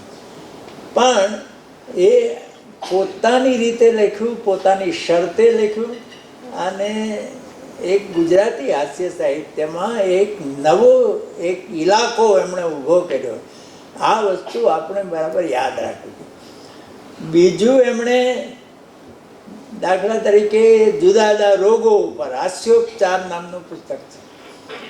તો એવા એણે જે લેખો લખ્યા ને એમાં એક જુદા પ્રકારનું સંયોજન છે કે એક હકીકત હોય કે દાખલા તરીકે કોઈ રોગ હોય તો એમણે, મને યાદ છે મારી મારફતે પુસ્તકો મગાવેલા વૈદરાજ શોભન પાસેથી એમણે આયુર્વેદના બધા જ પુસ્તકો મગાવેલા, એનો અભ્યાસ બી બરાબર કરેલો. અને પછી એક રોગ, એનું લક્ષણ અને એ લક્ષણ હોય એની સાથે એનું જે ટિપ્પણ આવે એ આખો હાસ્ય રસમાં ફેરવી નાખે. આ પ્રકારના તાણાવાણા, એક હકીકતનો તાણો ને હાસ્યનો વાણો, એ તાણાવાણામાંથી જે એમણે પોત ગૂંથ્યું, આ પ્રકારની હાસ્ય નિબંધો બીજા કોઈએ લખ્યા નથી. એમની પહેલાં પણ લખ્યા નથી, પછી પણ લખ્યા નથી. તો આ જે એમની જે વિશેષતા હતી, તો એ વિશેષતા દાદી કે આ રોગ હોય તો એક ડાયરિયા વિશેનો લેખ છે. તો એમ કે એક પૂજારીને ડાયરિયા થયા એટલે એમ કે લાભશંકર ઠાકર આગળ ગાય વૈદ પણ હતા. તો એમને દવા આપી, પછી પેલા એ કહ્યું કે કંઈ પરેજી પાડવાની, તો કે શંખ નહીં ફૂંકવાનો. એટલે આ પ્રકારે એક રોગના લક્ષણો આવે ને એની સાથે કોઈ રમૂજ જોડાયેલી હોય એવા એમણે હાસ્યોપચાર પુસ્તક લખ્યું. એ જ રીતે બધી જ ઘણી ખરી બધી વાતો, ચરિત્રો લખ્યા બધા ઇતિહાસના, ફિલ્મના એક્ટરોના, એક્ટ્રેસના ચરિત્રો લખ્યા. તો ત્યાં દરેક જગ્યાએ એનો અભ્યાસ કરીને, મોહમ્મદ તગલક વિશે લખ્યું હોય કે બીજા કોઈ વિશે, ઇતિહાસના પુરાણા પાત્રો વિશે લખ્યું હોય, તો એનો બરાબર અભ્યાસ કરીને, એમાં ઇતિહાસને ક્યાંય ખરડી મરડી નહીં, પણ એની સાથે કેમ હાસ્ય જોડવું, એની એક અદ્ભુત કળા એનામાં. એટલે આટલી એક વાત આપણે બરાબર સમજવી જોઈએ કે શા માટે વિનોદ ભટ્ટ ગુજરાતી હાસ્ય સાહિત્યનો એક સીમાસ્તંભ શા માટે છે. એ આપણે બરાબર એ રીતે પણ વિનોદભાઈને આપણે યાદ કરવા જોઈએ. વિનોદભાઈના વ્યક્તિત્વના કેટલાક પાસા, ઘણા પાસાની અહીંયા વાત થઈ, પણ બે ચાર વાત હું પણ કરું. વિનોદભાઈ ગુજરાતી ગુજરાતી સાહિત્ય પરિષદના પ્રમુખ હતા. જામનગર અધિવેશન થયું એમાં 1995માં, એમાં એ પ્રમુખ થયા. પછી 97માં વડોદરા અધિવેશન થયું, ત્યારે નિરંજન ભગત એ પ્રમુખ થયા. ભગત સાહેબ વિનોદભાઈના પ્રોફેસર. તો વિનોદભાઈએ ત્યાં પ્રવચનમાં પણ કહ્યું અને પછી આત્મકથામાં લખ્યું પણ ખરું. વિનોદભાઈએ કહ્યું કે વિષ્ણુ પ્રસાદ ર ત્રિવેદી, આપણા પ્રકાંડ પંડિત યુગના પ્રતિનિધિ જેવા વિદ્વાન, સુરતમાં MTB કોલેજમાં પ્રિન્સિપાલ હતા, એ વિષ્ણુ પ્રસાદ ર ત્રિવેદીના શિષ્ય SR ભટ્ટ. SR ભટ્ટ આપણે BD આર્ટ્સ કોલેજના પ્રિન્સિપાલ ને અંગ્રેજી સાહિત્યના પ્રખર વિદ્વાન. એમનું શેક્સપિયર ઉપરના વ્યાખ્યાનો, ત્યારે તો અમદાવાદમાં નહોતો, પણ શેક્સપિયર વિશે અમે અમદાવાદમાં વ્યાખ્યાનો કરેલા એ હજી લોકો યાદ કરે છે. શેક્સપિયરના ઊંડા અભ્યાસી હતા. એમણે એક શેક્સપિયર સોસાયટી પણ સ્થાપેલી. તો વિનોદભાઈએ લખેલું કે એમણે જ્યારે શેક્સપિયર સોસાયટીની સ્થાપના કરી ત્યારે એક વાલીનો, જે બિલ્ડર હતા, એનો ફોન આવેલો ભટ્ટ સાહેબ ઉપર કે જરા આપણા પણ 2-4 પ્લોટ રાખજો. શેક્સપિયર સોસાયટી કોઈ મકાનની હાઉસિંગ સોસાયટી. તો એ SR ભટ્ટ પણ પ્રખર વિદ્વાન, એ વિષ્ણુ પ્રસાદ ર ત્રિવેદીના શિષ્ય. એકવાર ત્રિવેદી સાહેબ વર્ગમાં આવ્યા અને પૂછ્યું કે SR કેમ દેખાતા નથી? તો કે આજે નથી આવ્યા, તો આજે આપણે નહીં પીરિયડ લઈએ. એવા એક પ્રોફેસરને પણ એ હોય તો જ ભણાવવાનું જાણે ગમે એવા વિદ્વાન, એના ભગત સાહેબ શિષ્ય નિરંજન ભગત.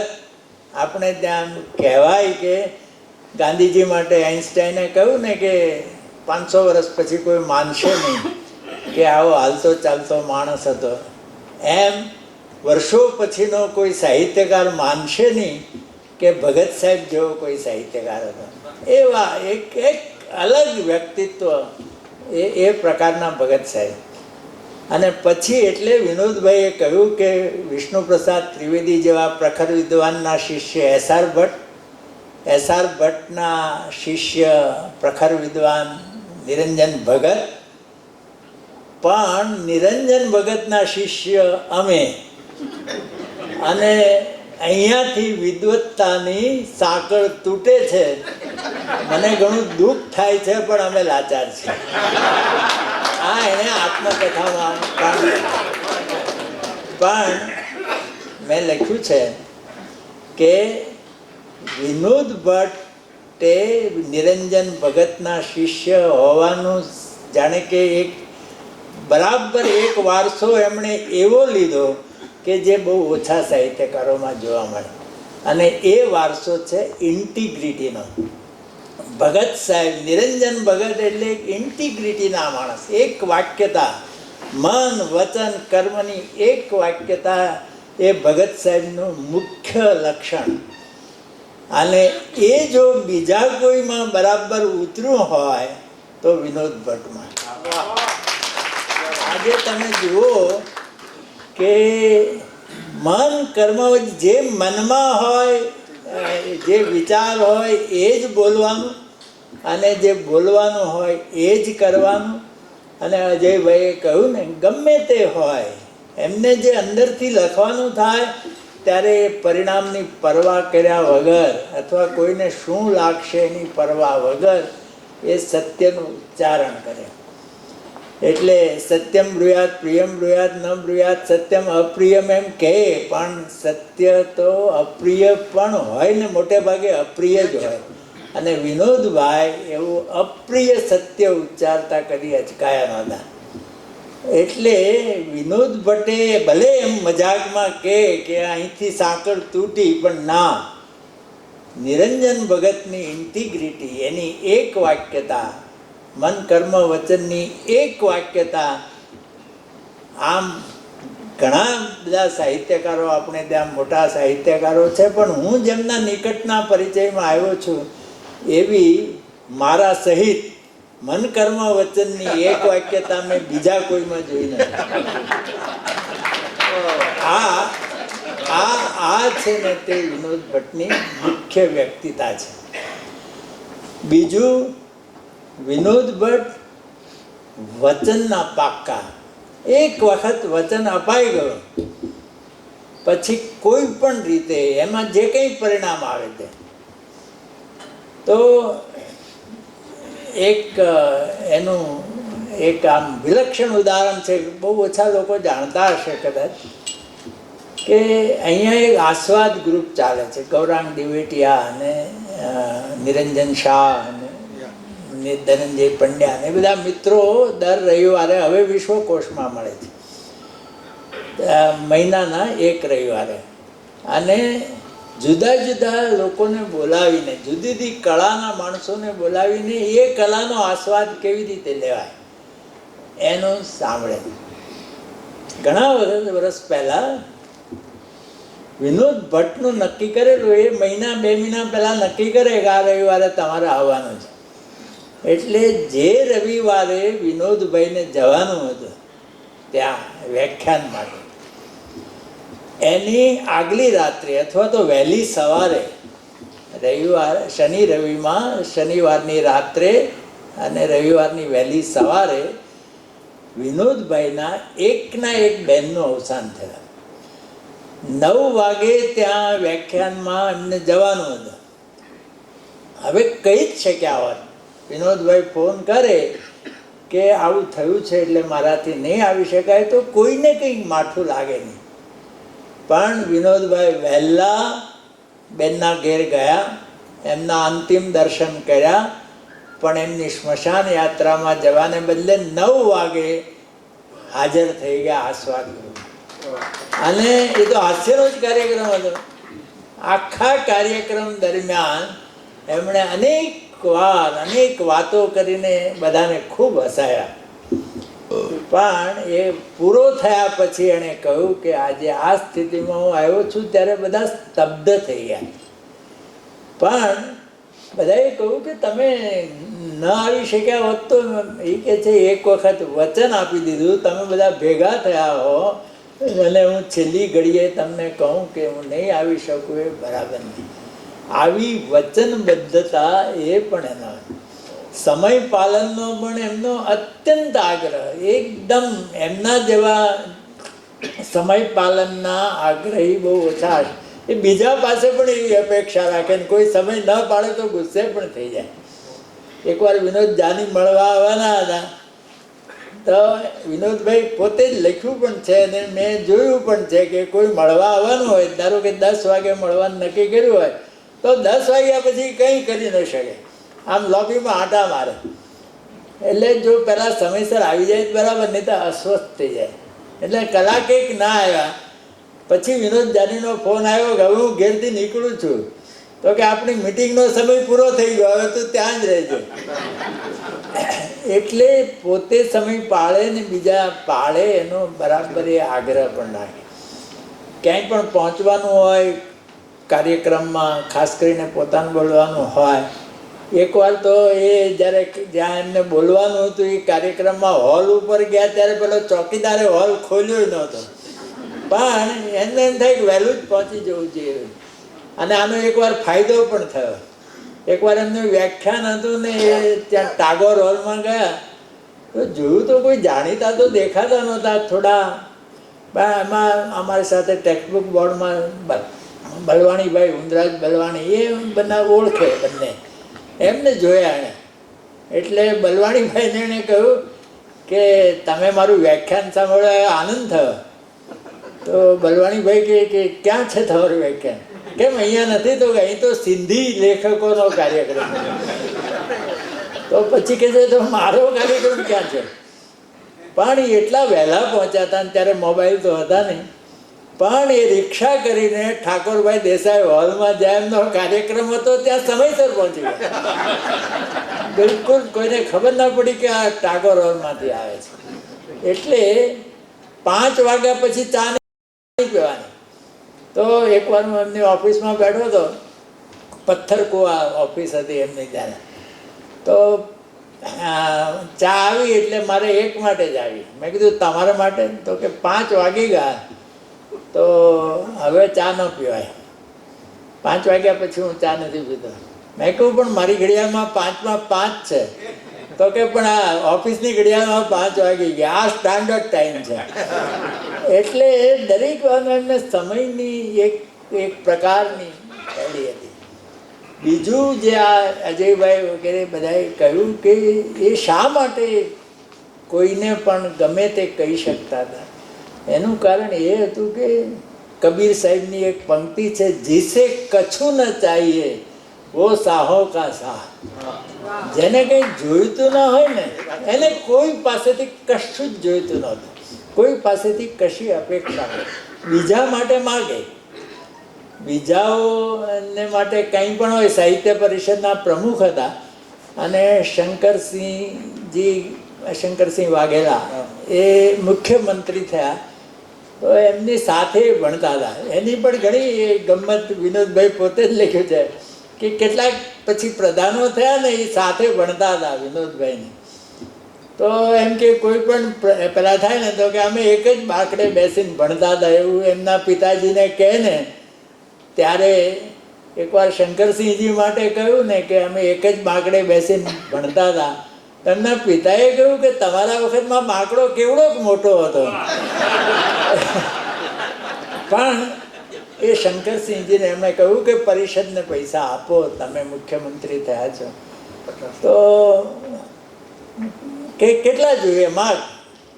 આપ્યું કે 51 લાખ આપો. બીતા કહ્યું, આ 1996-97ની વાત છે, 51 લાખ રૂપિયા આપો. શંકરસિંહજીએ તરત બધું, પેલા અધિકારીઓ તો આ બધું જસ્ટિફાય કરવાનું બધું અધિકારીઓ નહોતું, પણ એમને મુખ્યમંત્રી બધું તરત. અને પછી શંકરસિંહજીએ કહ્યું કે તરત ચેક લઈ જજો, હા, નહીં તો આમાં કંઈ ભરોસો નથી.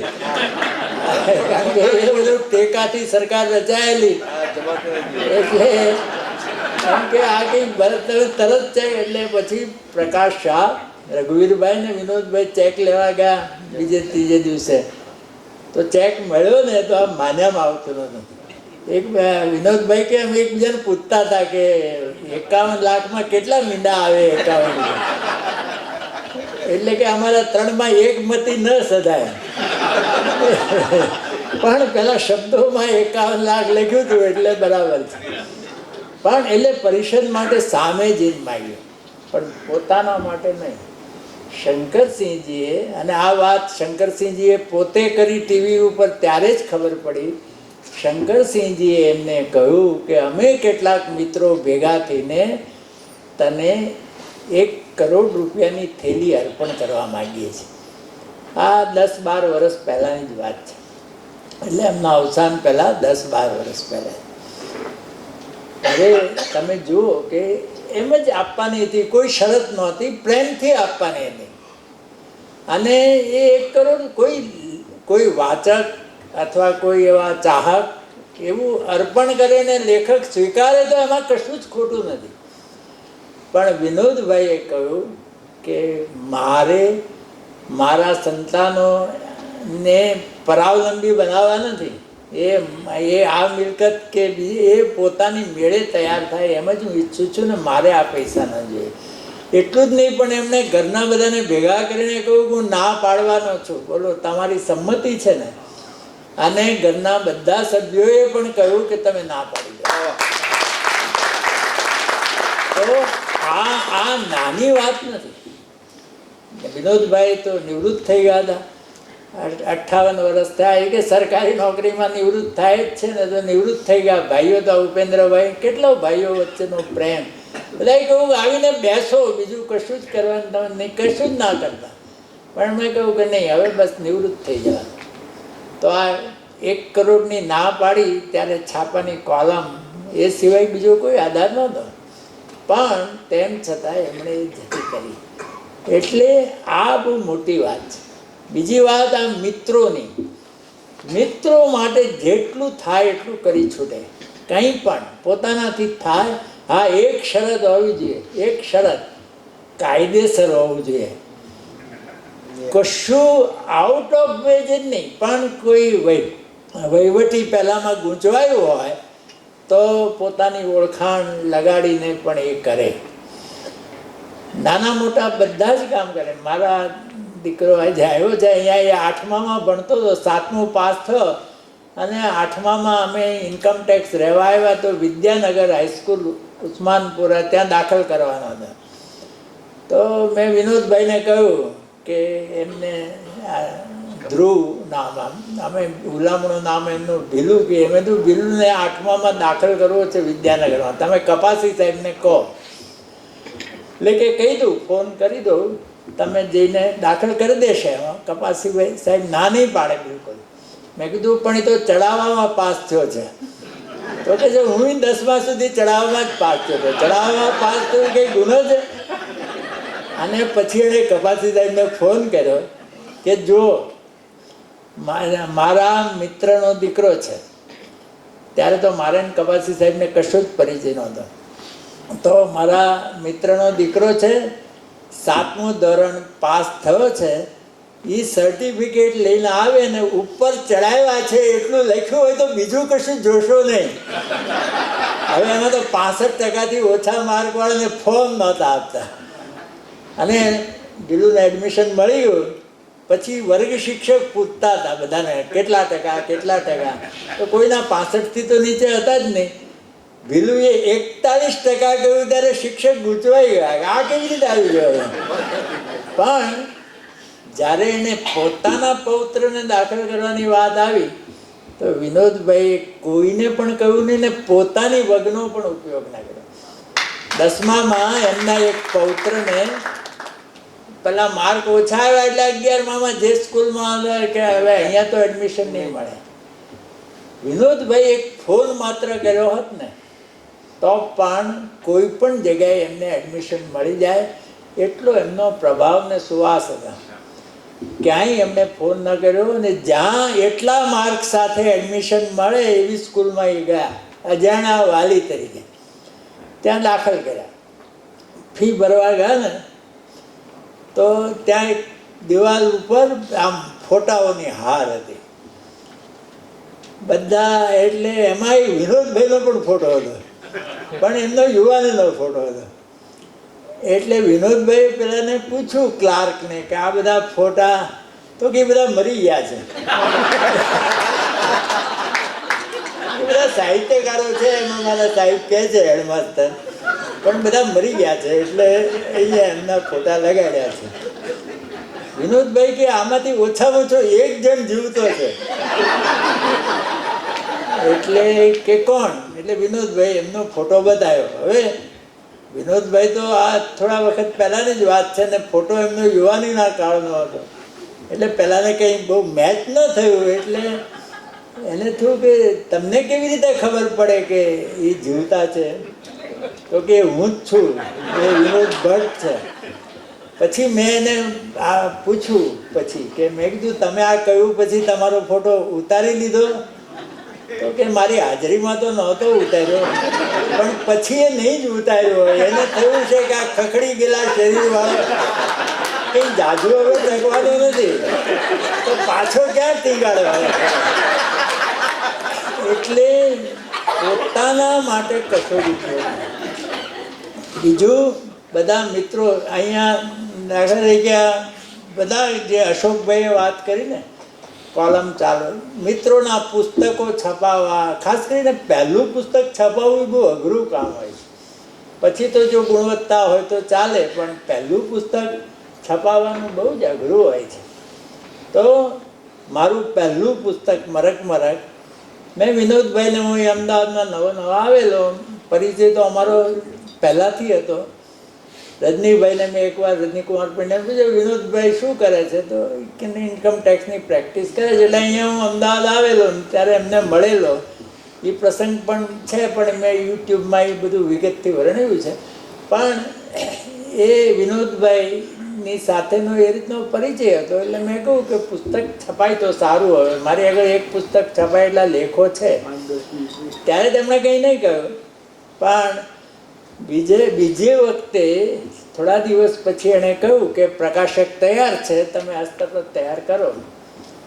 એટલે આમ પેલું પરણવામાંથી રહી જ ગયા હોય એને કોઈ કે કન્યા તૈયાર છે એને જેવું થાય. મને તો મેં કીધું કોણ પ્રકાશક છે?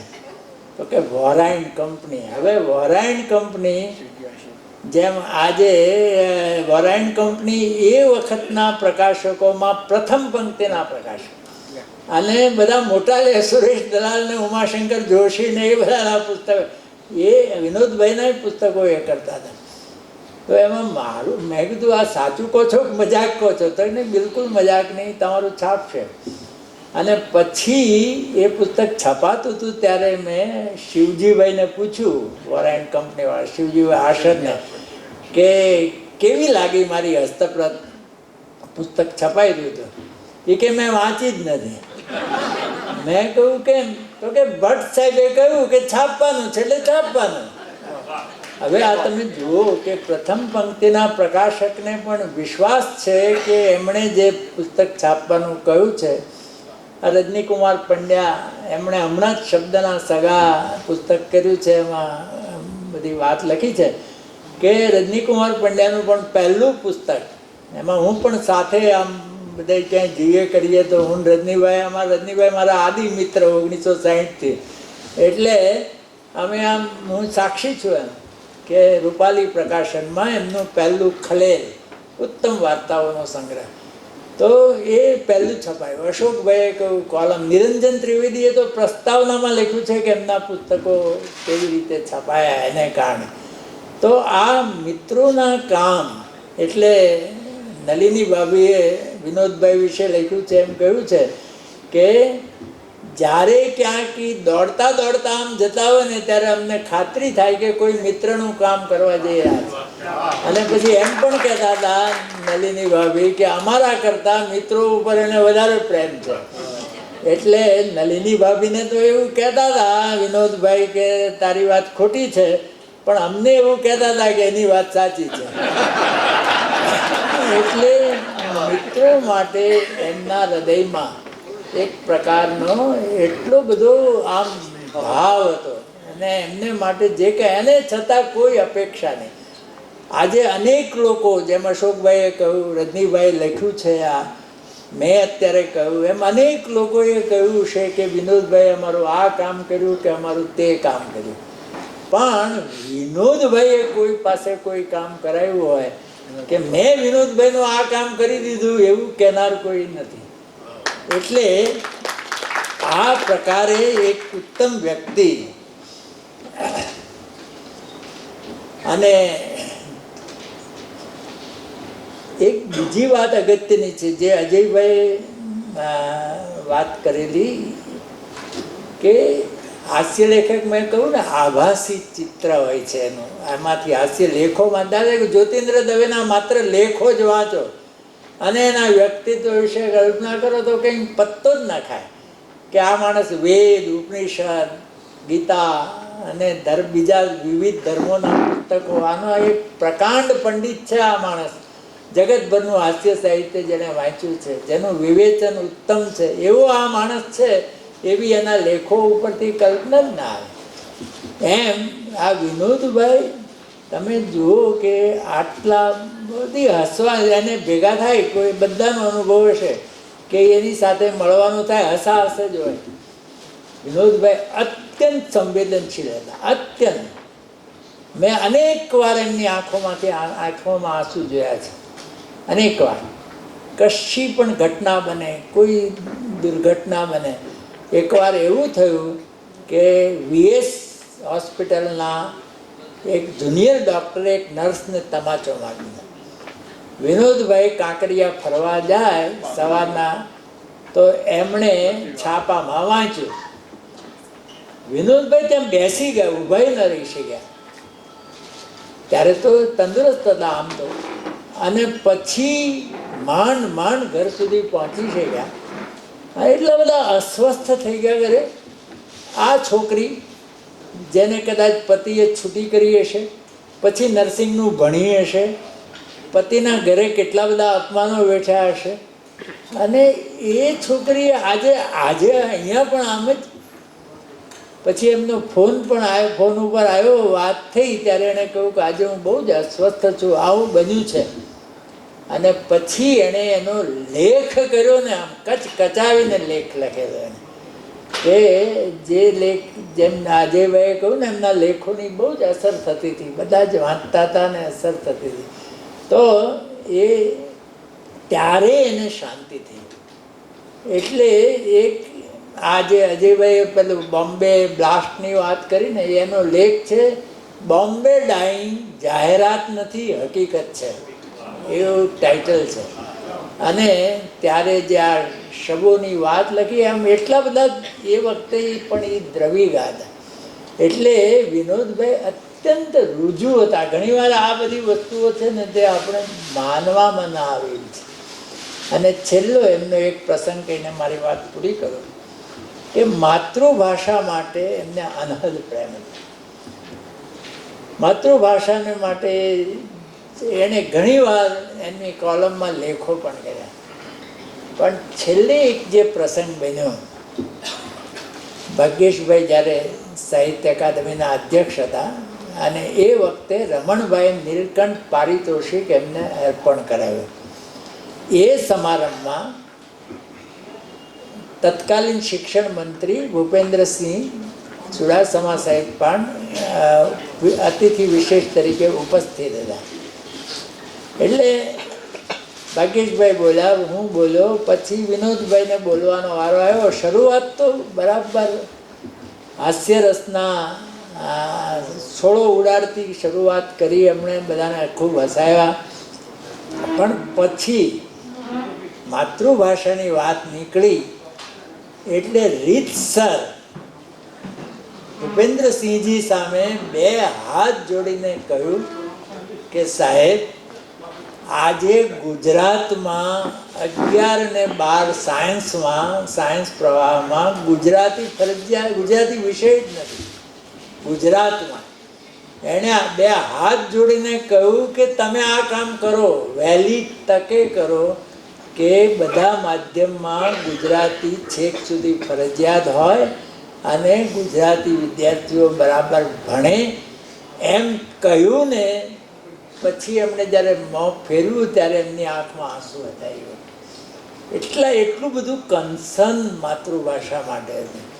એટલે એક વિરલ વ્યક્તિત્વ, આમ સહેલાઈથી ચંદ્રવદન મહેતા આપણા સાહિત્યકાર, એને માટે ઉમાશંકરે એક કવિતા લખી છે, એમાં વાક્ય એવું લખ્યું, ચંદ્રવદન એક ચીજ ગુજરાતે નહીં જળવી શહેર, ચંદ્રવદન એક ચીજ. એવું વિનોદભાઈ માટે પણ કહી શકાય કે સહેલાઈથી વિનોદ ભટ્ટ વારંવાર થતા નથી.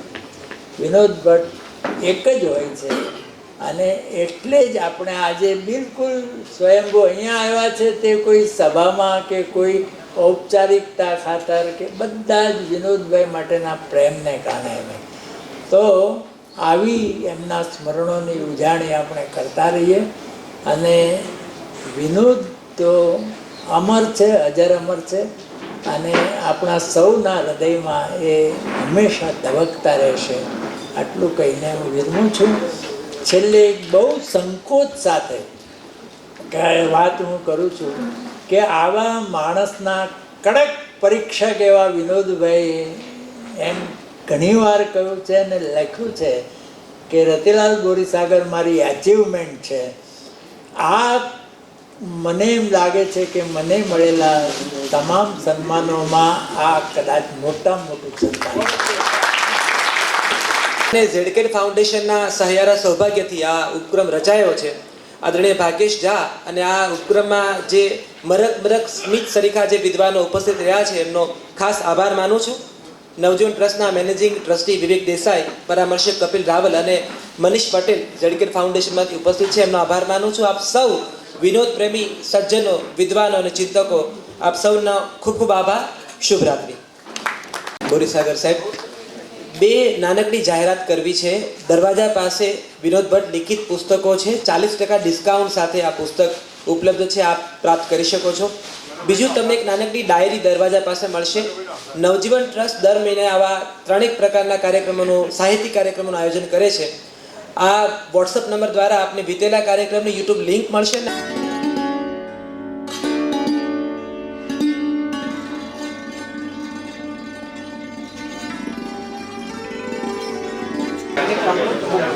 બસ પપ્પાને બહુ મિસ કરીએ છીએ અમે, પણ સદેહ નથી, પણ એમના પુસ્તકોને એમની યાદો સાથે અમારી જોડે જ છે. હા, પપ્પાને અમે બહુ જ મિસ કરીએ છીએ, પણ એમના સદેહ નથી, પણ પુસ્તકો સાથે એમની યાદો સાથે અમારી જોડે છે અને હંમેશા રહેશે. બોલો. ગુજરાતી સાહિત્યમાં જ નહીં પણ મારા ફેમિલીમાં અને મિત્રોમાં પણ બહુ મોટો ગુજરાતી સાહિત્યમાં ફાળો બહુ